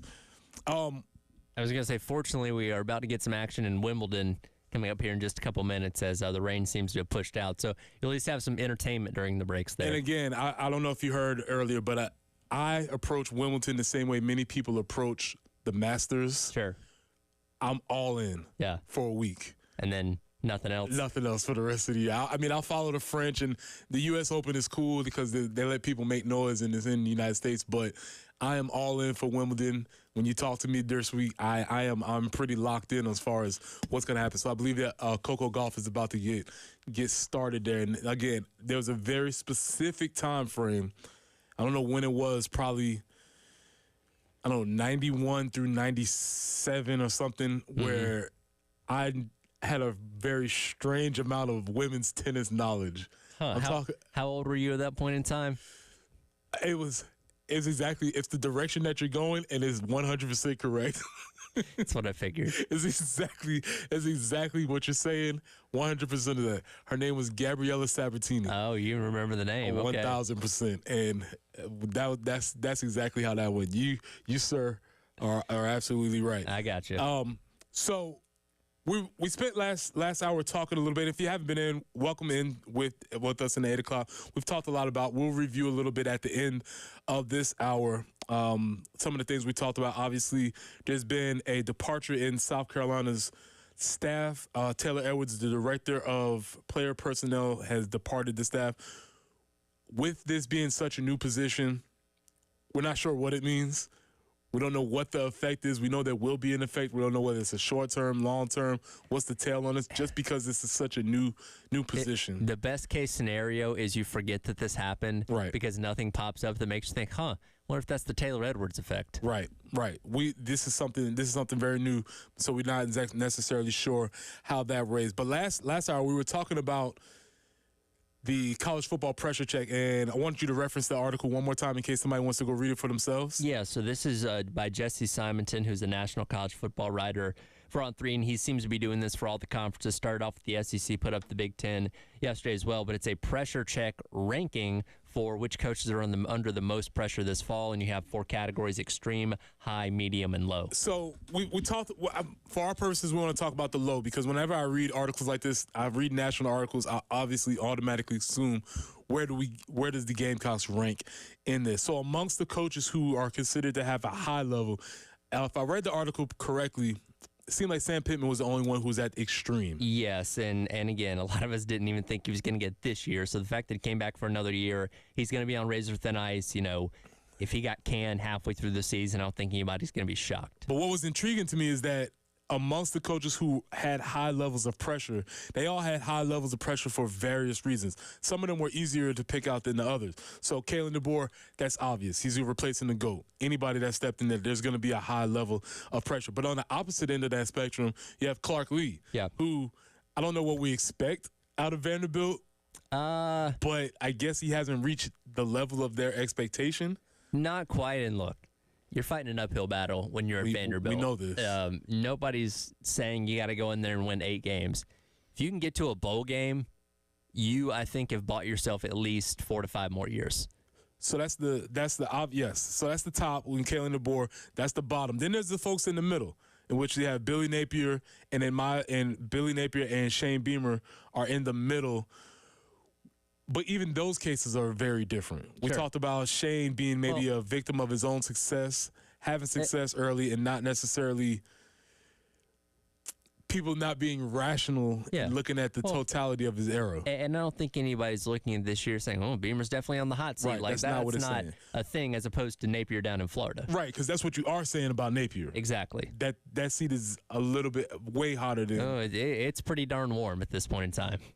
And the problem with Billy Napier, we talked about it last hour, is that they just don't like him. And it's short of him making the CFP or doing something dramatic, that's never going to work. They seem to want to find an excuse to let him go. Correct. You can either find an excuse to make me stay or make me leave, and they're finding an excuse to let him leave. And look, Dan Mullen, again, he had them on the verge of the college football playoff, and he was gone less than a year later. Now, yes, he was very outspoken about his disdain for recruiting, which that's going to raise a lot of red flags, but they quickly moved on from him when they saw things weren't going to be heading in the right direction. They weren't being set up for future success. So Billy Napier, again, I don't think it was the sexiest hire to a lot of people down there in Gainesville, to where that just kind of started off on the bad foot. And again, they've just been looking for a reason to move on from him. And if the season goes the way we think it's going to go for Florida, they're definitely going to have that reason. Well, again, because we're in divisionless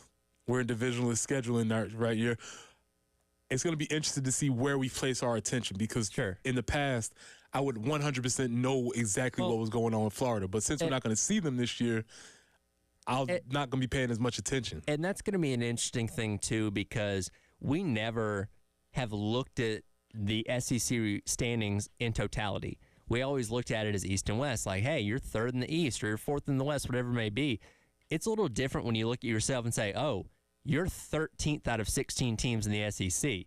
That's bad. Yeah. Like, I think that'll give a different perspective on where teams actually stand now. Well, looking at that perspective, the other coaches that were in the high area for pressure were because they have expectations on them, and that was Lane Kiffin, Brian Kelly, and Steve Sarkisian. Yes. Out of those three, who do you think has the most pressure on them? Lane Kiffin, because they had a historic season last year, won 11 games, something that no other Ole Miss team had ever done. They went out there, they absolutely loaded up in the transfer portal, brought a lot of good guys back, including Jackson Dart at quarterback. There's no reason that team shouldn't make the college football playoff. So the pressure is like, hey, you've got everything that you need.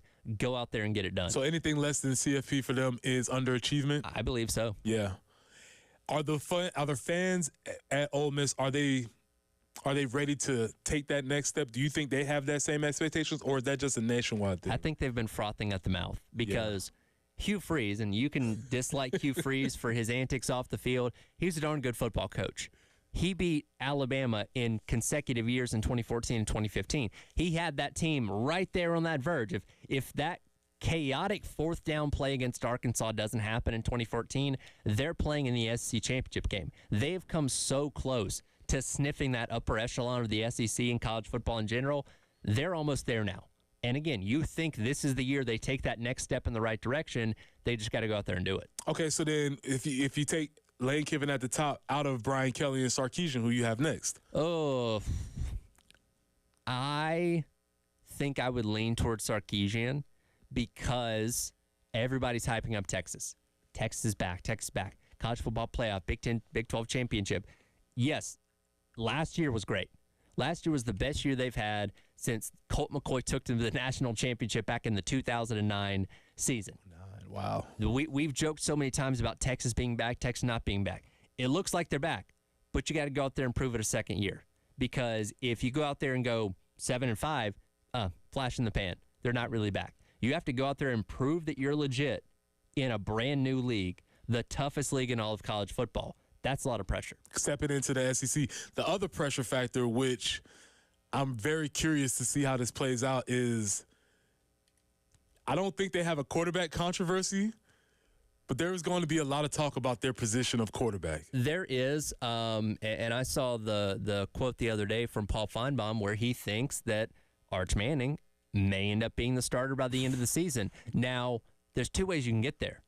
By him just legitimately winning the job, or Quinn Ewers has been hurt the past couple years. Yes. He has not played the full season in either of his 2 years at Texas. You could run into a scenario where he gets hurt in the 9th or 10th game, and you got to hand the reins over to Arch Manning at that point. Well, listen, man, with these expectations, the idea that people will be clamoring for Arch Manning is not foreign. Oh, they were clamoring for him last year. And this doesn't even have to be for them to lose. They can just win some close games, or maybe Quinn doesn't go out and throw for 300 yards. Think about, remember with Trevor Lawrence and Kelly Bryant? Clemson was winning, but people were still clamoring for Trevor Lawrence because they thought his upside potential was higher than Kelly Bryant's. Now, Quinn Ewers is a way better quarterback than Kelly Bryant. Correct. I think that goes without saying. Quinn Ewers is going to be a Heisman favorite this year. It's projected to go high in the NFL draft, so it's a little bit of a different comparison. That being said, if he goes out there and has a bad half of football against, say, Michigan in week number 2, we need to get Arch Manning in there. That says we need to get Arch Manning, and like those conversations are going to happen. Now, I don't know how pressured Steve Sarkisian feels from collective voices around him that may be pushing him in the right direction, but it will be interesting to see if Ewers either does struggle or does get injured and eventually comes back. How do they play this? Well, that's the other part. So let's say if injuries do happen, okay, but not career threatening, not season ending, but a 1 or 2 game deal. Sure. Arch goes out there and plays well, which we don't know. By the way, well, he has not proven anything at the college level. There's really actually no reason for there to be a controversy. The most notable thing Arch Manning's done in his college career is opt out of the video game. That's it. There you go. So we don't know. We don't. We think. Now, if his name was Arch Smith, we're not having this conversation. But because he is a Manning, because he comes from the first family of football, the expectations are lofty. Yeah. And so I think that is a very unique pressure to Steve Sarkisian because the rosters checks out. They're going to be good. Yeah. But that is going to be a situation that is looming. And the only way that they can hold that off is to just be dominant throughout the year and avoid injury. But guess what? Injuries are going to happen, of course. In the year, especially the way Quinn Ewers plays. Yes, and you know this: when you have one injury, that increases your likelihood for a second and a third, and so on and so forth. So, and especially with how potential mini games you could be playing if you're a Texas team that makes the college football playoff, that increases the likelihood of injury even more. I'm gonna put a note on that because I do think that situation is interesting. Now, the last one that had the high level is Brian Kelly. I've been on here saying that I really think Brian Kelly is a good coach. As much as he's a goober, he wins at every level. He maximizes output at Notre Dame. He comes to LSU, and really, the only reason why they weren't playing for a national championship is because their defense could not stop a soul. They couldn't stop anything. I don't think the expectations are mega high for LSU this year. Their defense didn't really get all that better in the transfer portal. There was that quote about him, hey, we can't get a defensive lineman, which if you don't have defensive linemen, you're not going to fare well in the SEC. Right. You lose the Heisman Trophy winner. You lose 2 first-round picks at wide receiver. The offense is going to regress back. Like, I don't know if the expectations are super high for LSU anyway. If they went 8-4, I think we'll say, it's a rebuilding year. Let's look at 2025. Yeah, I would downgrade him. I would downgrade him to medium pressure because I don't feel like there's no hot seat conversation. There's no state of the union conversations that are being had. Right. There's just a feeling that and Brian Kelly's going to be a good coach. They'll win 8 games. Where do they go from there? And the rest of those medium coaches were going to be Kirby, Stoops, and Drink, which is an interesting conversation. But speaking of expectations and pressure, I talked to in the 6 o'clock hour that the 9:30 tip-off for the W It's a tough look for your boy. That's going to be a tough one. But I did catch some highlights. Coming back on the other side, I want to talk about expectations because obviously we have a vested local interest, and there was a national interest last night in the Aces versus the Fever. We'll talk about that on the early game.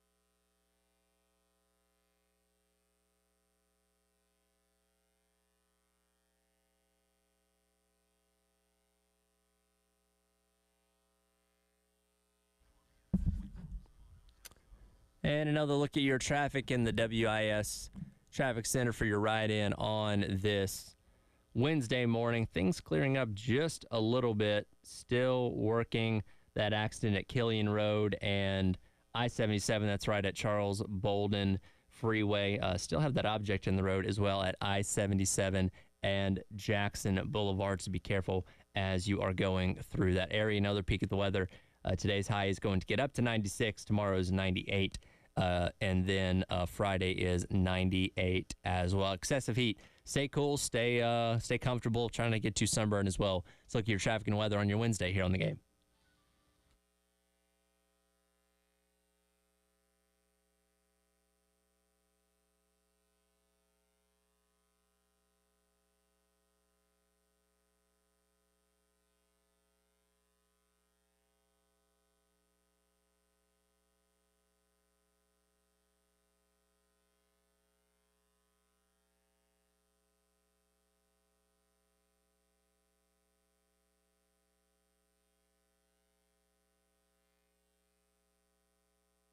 Welcome back into the early game. It's Preston Thorne riding solo this morning. Bill Gunner's taking an extra day. Jen is on her way to Chicago.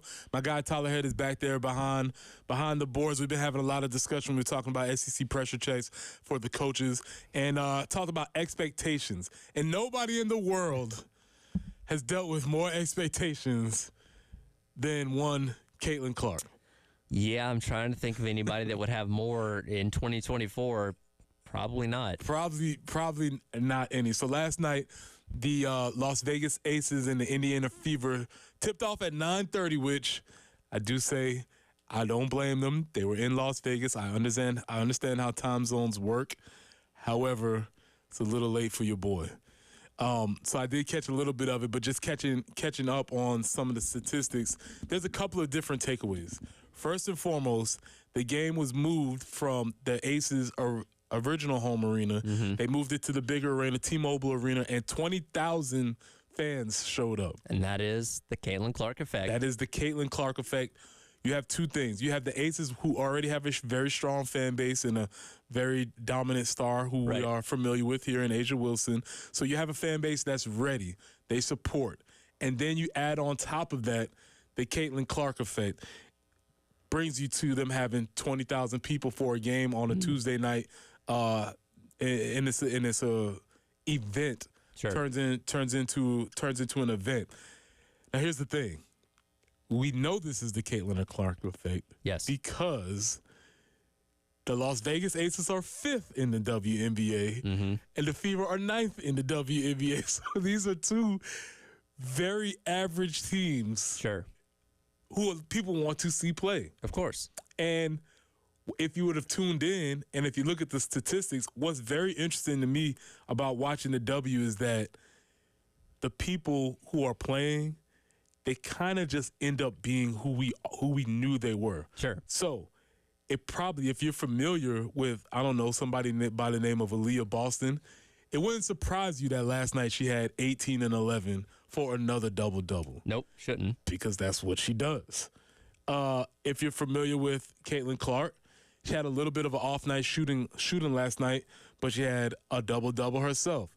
13 points, 11 assists. Because guess what? If you've watched her play basketball, you know she shoots the ball really well and underrated as a passer and a precipitator of the ball. It's funny because there's this like preconceived notion that she's very much a ball hog, which she's not. And I think those numbers back up that she is actually pretty good at spreading the rock around. Yeah, not to mention what she has an issue with is that a lot of her passes get dropped, missed, not converted on as assists because sometimes her teammates are not ready for the passes, or she's just playing the game at a little bit of a different clip than what she said. But if you watch any of this, it's pretty clear the Fever, they have two players, and that's kind of what they'll end up doing for the game. So besides all of that, the score was 88-69. The Aces won. And guess who was the leading scorer for the Fever? No, it wasn't A'ja. No. It was Kelsey Plum. That's right. Don't know who Kelsey Plum was? Oh, yeah. Kelsey Plum was the woman whose record Caitlin broke for scoring in college. Yes. Right? Yes, and she's been around for a little while now, and she's kind of established herself, I'd say probably in the same, space as A'ja Wilson as one of the stars of the WNBA. And obviously you have the Taurasis and women like that have been around, even longer. But I would definitely say Kelsey Plum's one of the better known stars of the WNBA. And again, she went out there and played like that. You see why. She does the same thing. She had 34 last night, 34 points and 6 assists. And then A'ja Wilson, who obviously we are very familiar with, is having an MVP-esque type season, and I think that's something that she set out to do. She had 28 and 9. And so what's fascinating to me is that we here in the Columbia market obviously have watched more women's basketball than a lot of places around the country. Sure. Because of our team and the dominance of Dawn Staley and the Gamecocks to that point. And so we're familiar with a lot of these people around here, but I think when you tune in the rest of the nation and you see, oh, Leah Boston has a double-double? Yeah. Not shocking. A'ja Wilson, 28 points, 10 boards. Yeah, that's probably what she's going to do. I'd be very intrigued, and I don't know how exactly you'd figure this out, but what is the crossover between people that watch women's college basketball and people that watch the WNBA? Because there is some crossover between those that watch college basketball and those that watch the NBA, but you lean heavily more towards people that watch NBA and, may pay attention to March Madness or something like that. But I feel like when it comes to women's basketball, if you're paying attention to one, you're probably paying attention to the other, so there might be a little bit more of an even balance there, but maybe it leans a little bit more towards the WNBA fans because, again, like you said, we shouldn't be surprised that Aaliyah Boston got a double-double because she did it God knows how many times here at South Carolina. But for those that didn't see her college games, wow, this girl's amazing. Yeah, you'd be surprised. I think the way it works is this.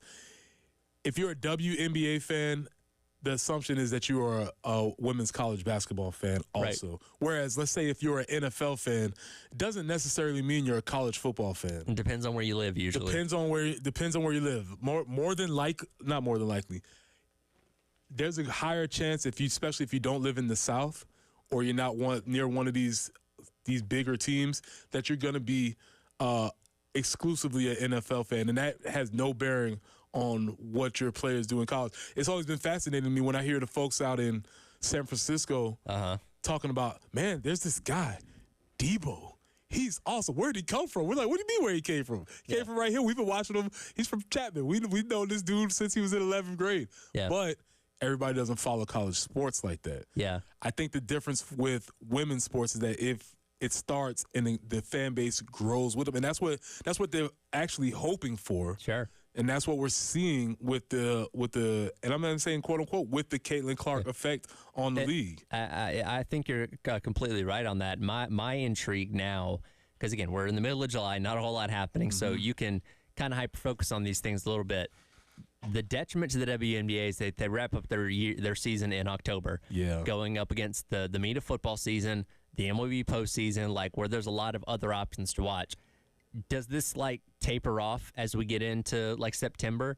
Are they still going to be packing out arenas, 20,000 people to see Caitlin Clark play on a Tuesday and Wednesday night? I don't know. I don't know the answer to that, but I'm intrigued to see what the response is as football comes into the fold in the fall. Yeah, it's a tough calendar because obviously football is king here, and the NFL is the top of that level, which I think, Tyler, college football is going to find out. Hey, that head-to-head on that Saturday in December. Hey, I think I don't know if you wanted to pick that fight. The NFL said, "Oh, you don't want to move? Well, how about we roll out Patrick Mahomes, Lamar Jackson, the Steelers? How about we roll out every big brand we have in our league and see how you do against them?" Yeah, that I don't know if they want to pick that fight, but yeah, that's gonna be your WNBA minute. And for you don't know, at the top of the actual top teams, the good teams, the Liberty is number 1, the Connecticut Sun is 2, and the Minnesota Lynx is number 3. The Lynx and the Liberty played in the Commissioner's Cup recently, and the Liberty won. Breanna Stewart is amazing. Sabrina Ionescu is amazing. And guess what? They were amazing when they were in college. So it's just interesting how the women do what they've done in college, and a lot of times it translates to the W. Right. Moving forward, I want to get in some predictions. Going back to Andy Staples, okay. I want to see what you agree with, do not agree with as far as This is the time of year where we can make some bold predictions. And the best thing about it is you can make a prediction. Say whatever you want. You say whatever you want, especially on radio, because nobody's going to be recording this thing. I'm not even writing it out. You just say it and it disappears in the thin air. Right. So when we come back, we look at some of Andy Staples' prediction. This is the early game.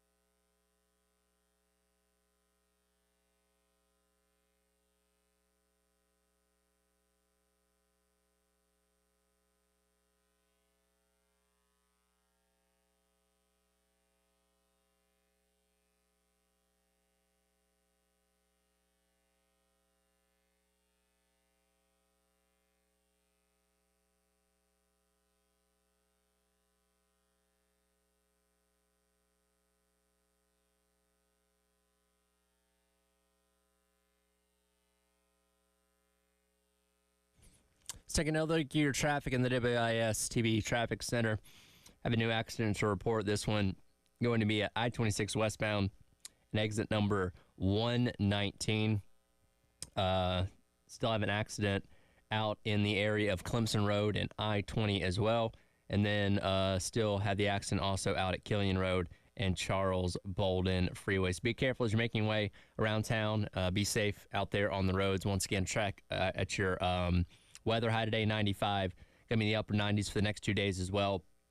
Excessive heat expected middle of July. No surprise there. Stay hydrated, keep your sunscreen on, and stay safe. Let's look at your traffic and weather for your drive in on this Wednesday.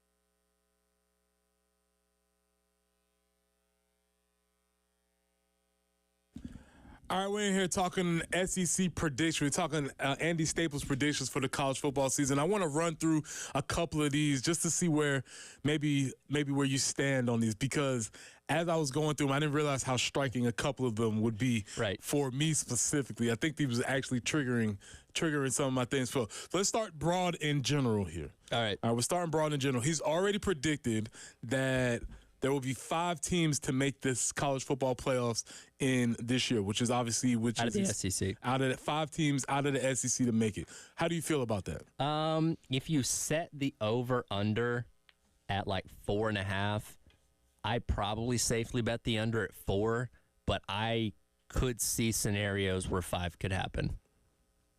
You could see scenarios where 5 will happen. And do you think that a SEC team would need to get to 9/10 wins? Do they need to get to 9 or 10 wins in order to make it for an at-large bid? 10 is absolutely comfortable to me. I think if you're an SEC team with 10 wins, you're in no matter what. 9 is going to be circumstantial. Who are those 9 wins against? Mm-hmm. Who are those 3 losses against? What is the rest of the league doing? So I can't comfortably say you're in at 9-3, but there are plausible scenarios where you could get in with 3 losses. All right, let's turn the pressure up a little bit. All right. Bolder statement. All right. Nebraska will be 7-0 when they go to play Ohio State. Let's see here. Let's take a look at Nebraska's schedule because Matt Rule's a good college coach. Yes. He did not work out with the Panthers for a variety of reasons, but he is the kind of coach that really kind of fits what you do in college. So let's run through their first couple of games. UTEP should be a W. Colorado, I think they should probably win that one. Northern Iowa, win. Illinois, probably win. Purdue, probably win. Rutgers is sneaky. Sneakier than That's a sneaky Rutgers team. I'll give them the benefit of the doubt. I'll give them a win there. And then you're going into an Indiana team that has a new head coach in Kirk Cignetti. So, I mean, they could be going into the Horseshoe in late October undefeated. So maybe that's not crazy. Maybe not as bold a statement as it sounds like. Not completely crazy. A very navigatable schedule early on in the season. Is there a spot where they're one of those teams that's very highly ranked at a point in the season, and then you turn and find out that they didn't finish the season that high? I think so, because you have in your final 5-game stretch at Ohio State, hosting UCLA, at Southern Cal, taking on Wisconsin, then going on the road to Iowa in the last week of the season. So I feel like that's where the rubber really meets the road. That's at least 3 losses, maybe 4.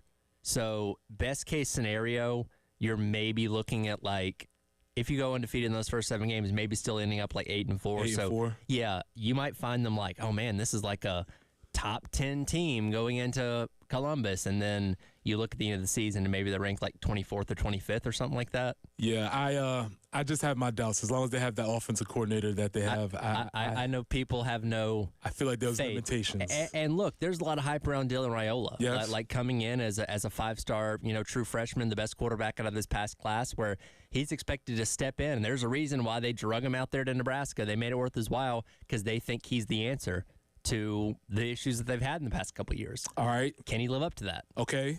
So that was medium. All right. Let's turn it up. All right. Colorado will make a bowl game. I don't think that's that crazy.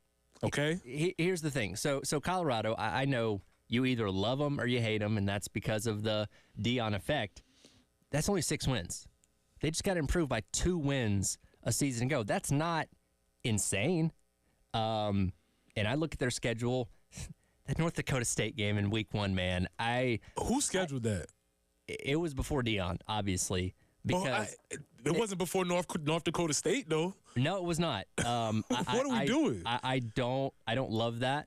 North Dakota State has a reputation of beating FBS teams, and here's the thing too. That game is on ESPN on Thursday night. The whole nation's going to be watching.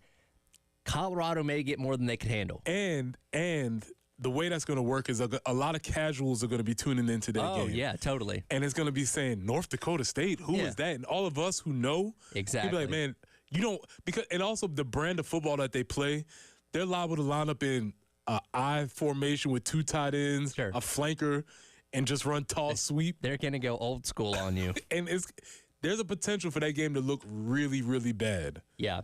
Based on who North Dakota State is. Getting to 6 wins is not crazy, but it's not easy either because they are navigating a very tough Big 12 schedule. I just said they got Nebraska in week number 2. I already gave that one to Nebraska. So let's just say best case scenario, they're starting off 1-1. Colorado State think they can win that game. Baylor think they can win that game as well. I don't see them going on the road to UCF. I think UCF is a very underrated team that's going to surprise a lot of people this season. What conference is UCF in now? They are now in the Big 12. Big 12, all right. They got, obviously, Gus Malzahn. They got KJ Jefferson transferring there to play quarterback. Like, that is a dangerous combination to me. Kansas State, Arizona, 2 back-to-back ranked teams. I think you could probably beat a Cincinnati and maybe a Texas Tech. So what, does that get us to 4 wins? It got us to 5 wins? 4-ish. So you have to find a win between Utah, Kansas, and Oklahoma State at the end of the season. Here's the thing about Oklahoma State. They always lose a game they have no business losing. They'll always lose a game, and then they'll somehow magically end up with 10 wins. Yes, so I feel like, and this game's in Boulder, that could be the game that, yeah, Colorado may not be a world beater at that point in time, sitting at 5-6 or something like that. That's a classic game that Oklahoma State can lose. There's a scenario where Gundy loses that game and then comes back and wins the championship. Sure, because that's a week before the Big 12 championship. That's very Mike Gundy. I very well could see that. And somehow magically again, 10 wins. Sure. Just appears. All right, last one. Yep. Miami will play in the ACC title game. Ooh, that is a good question. This is what, year 3 for Mario Cristobal at Miami? Yes. Year 3 is when you really took off at Oregon. So there's got to be some kind of juice to the third year when it comes to Mario Cristobal and his style of coaching. Let's take a look at their schedule, see how navigatable it is in the ACC. Now, remember, they have Cam Ward coming in to play quarterback. That is perhaps the best transfer get at quarterback. Significant upgrade. He could have gone and played in the NFL. And he's leaps and bounds better than Tyler Van Dyke was a season ago. Florida, week 1, that's a win, in my opinion. Florida A&M, week 2. That's a win. Ball State, week 3, that's a win. USF, week 4, that's a win. I think they beat Virginia. I think they beat Cal, which is now an ACC game. Got to get used to that. The toughest, going on the road to Louisville, that can be tricky. You got Florida State at home. That may be a loss there. I think navigating Duke, Georgia Tech, Wake Forest, and Syracuse is very doable. Mm-hmm. I mean, we could be talking about an 11-1 those are 2 Miami new coaches. Team. Or a 10-2 at worst, I think. No Clemson on the regular season schedule? No Clemson in the regular season schedule. Just Florida State. The only other preseason ranked team that you have in conference is Louisville. Okay. So, again, I think at worst, maybe 10-2. And then we're getting that, assuming Florida State handles their business, we're getting that ACC championship game that everybody thought was going to be the norm when Miami came to the ACC back in the day. Like, oh, man, Florida State and ACC, that's going to be the championship game every single year. It's never happened. So if Texas is back, does that mean that the U is back too? Now, and Nebraska is back? Now, the U is a perfect example of why you don't jump after 1 year.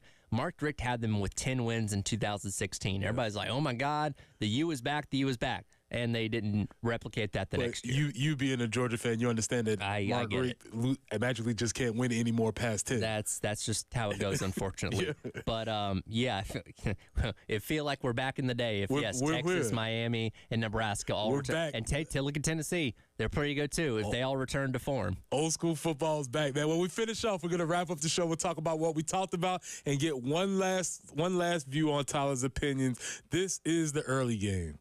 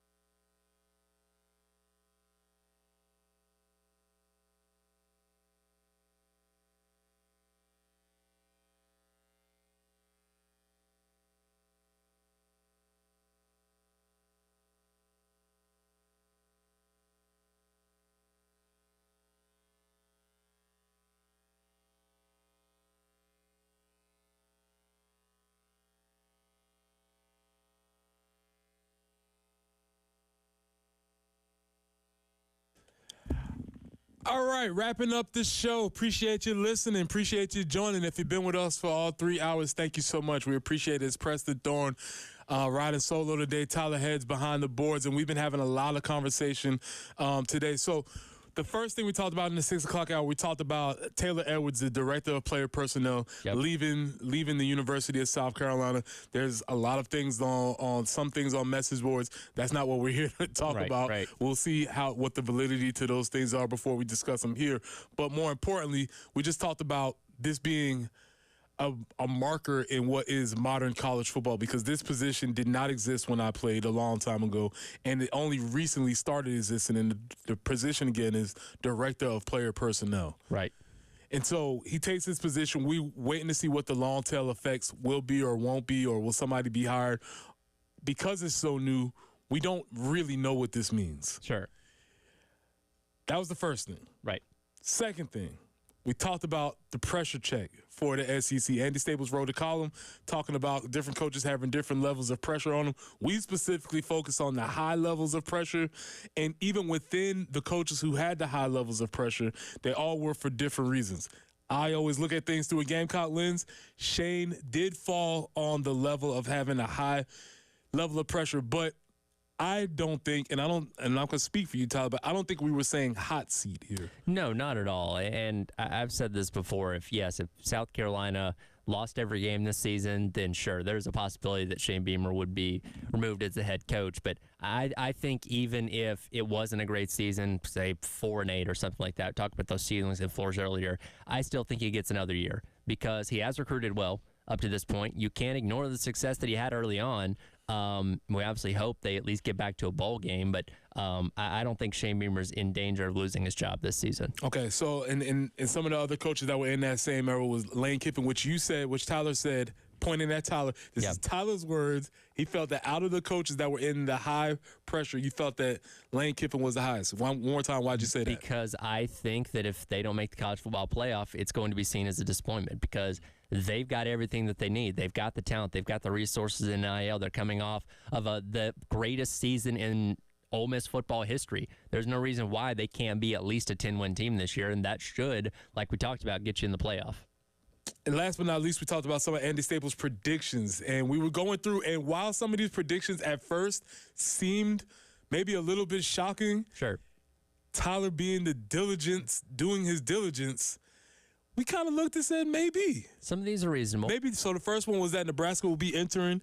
They'll be 7-0 going into the Ohio State game. We went through their schedule, and we saw favorable. It's very, very possible. The next one, Colorado will make a bowl game. That one's probably the trickier because that is still a tough schedule, but it's not outside the realm of possibility. Because, again, in year one, they did win 4 games. Now, yes, the hype train was out of control earlier on in the season, and we all rolled our eyes at the casual people coming to college football. It's like, is this the greatest college football team of all time? Like, no, it's not. There's a reason they blew a 29-point lead against Stanford in the middle of the season. But they can be better this year. Now, how is rebuilding the offensive line and the transfer portal going to work for them? I don't know. I know Shedeur Sanders is good. I know Travis Hunter is good. If they can get a little bit better around them, they should be a pretty decent team. Yeah, my whole prediction around Colorado remains around how committed is Deion to the program. Well, he said he's not a follower. He's a leader, so he's not going to follow his sons to the NFL, but what if he takes a job before they get drafted? There's a lot. He left a lot of room for interpretation. He did. And my prediction is that if things start to get a little bit tough, Shedeur Sanders and his coach will protect his NFL stock. Yes. And maybe punt on the season. And again, Shedeur Sanders had no offensive line last year. He got sacked. He got beat up. I think more than any other quarterback, in all of college football last year. I'm legitimately interested to know what he does if he has time in the pocket, if he has good protection up front. Because, again, we know the athleticism and the skill set is certainly there. I want to see it on full display. I want to see him be able to utilize that to his best abilities because I'm really intrigued at how good he can be, not only at the college level, but the NFL level as well. And of most relevance, because college football is still away, but tomorrow is the 4th of July, and there's not a 4th of July of recent years without the hot dog eating contest. It almost didn't happen last year, and Joey Chestnut single-handedly made it happen. The hero we need. The hero we need. Except he's not going to be there this year. He will not be there. And so we gave you some of your betting favorites. Tyler, do you have those on hand one more time? Yeah, so we got George Esper, we got James Webb, those guys that ended up 1 and 2 last year, separated by only 2 hot dogs, which, again, makes me intrigued that we could get a down-to-the-wire dog fight tomorrow. It's pretty good. Also, you stated something that I was not aware of, and we weren't aware of it because there was such a gulf between the competition. But there are overtime rules for the hot dog eating contest. I do believe there are overtime rules. So let's say that these 2 guys tie at 50 hot dogs. I believe there's a sudden death overtime. I need to double check on that, but they have to determine a winner some kind of way. And I would be very intrigued to see that in tomorrow's contest. We also gave our wrestling minute. Tyler updated us on what we need to know on our cooler. Let me see if I got this correct. Yep. We have Damian Priest is the head world heavyweight champion. Cody Rhodes is the WWE champion. Correct. And the Bloodline are having issues. And of course, got to give love to our guy, Trick Williams, still holding it down in NXT as the NXT champion. Of course, Trick Williams still holding it down. Which I don't know if you saw the video. You know, the fans do the whoop that trick. He was doing the electric slide to them chanting that the other week. It was phenomenal. It is so fascinating because, again, we got to get him in studio, but he is playing a character which is so phenomenal and very far from who now he might have become this character. Sure. You know, I remember reading that sort of happened where Ric Flair couldn't differentiate between who was Ric Flair in real life and who his character was. I know that sort of happens, but it's fascinating to see him transform on TV like that. So we had a great day today. Tyler, you got any big plans for the 4th? It's actually my wife's birthday. Oh, so nice. We'll be doing plenty of things for her tomorrow. So looking forward to that. And family's coming to town for the weekend, so it should be a good time. Tyler also said he's a pasta salad guy. Pasta salad, big hot pasta dog salad. or hamburger or both? Oh, I got to get both. Both I chips? fill my plate up. Chips, just regular potato chips. Regular potato chips. Man, This is Preston Thorne. I will see you all on Monday. Tyler, I think it's going to be us again. That is correct. We'll be back again on Monday. Enjoy your 4th. Enjoy your time. Enjoy your family. Thank you all for listening. This has been The Early Game.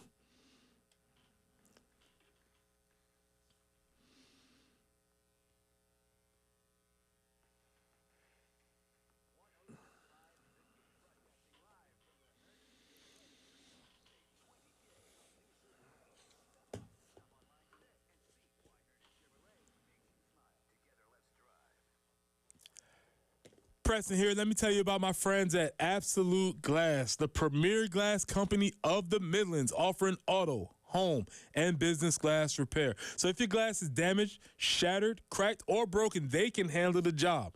If it's a cracked windshield, that's no problem. They'll come out to your location and replace it for you, usually for free, and they work directly with your insurance company to take away the headache. Yes, they will come out to you wherever you are, school, home, work, cookout, it doesn't matter. Absolute Glass will come out to you. Now, if you're looking to increase the value of your home with new windows and mirrors, Absolute Glass will come out and take care of that for you too. Windows, mirrors, shower enclosures. I say it all the time. If you can see through it, Ray and Marianne at Absolute Glass can do it. So check them out online at AbsoluteGlassInc.com. That's online at AbsoluteGlassInc.com.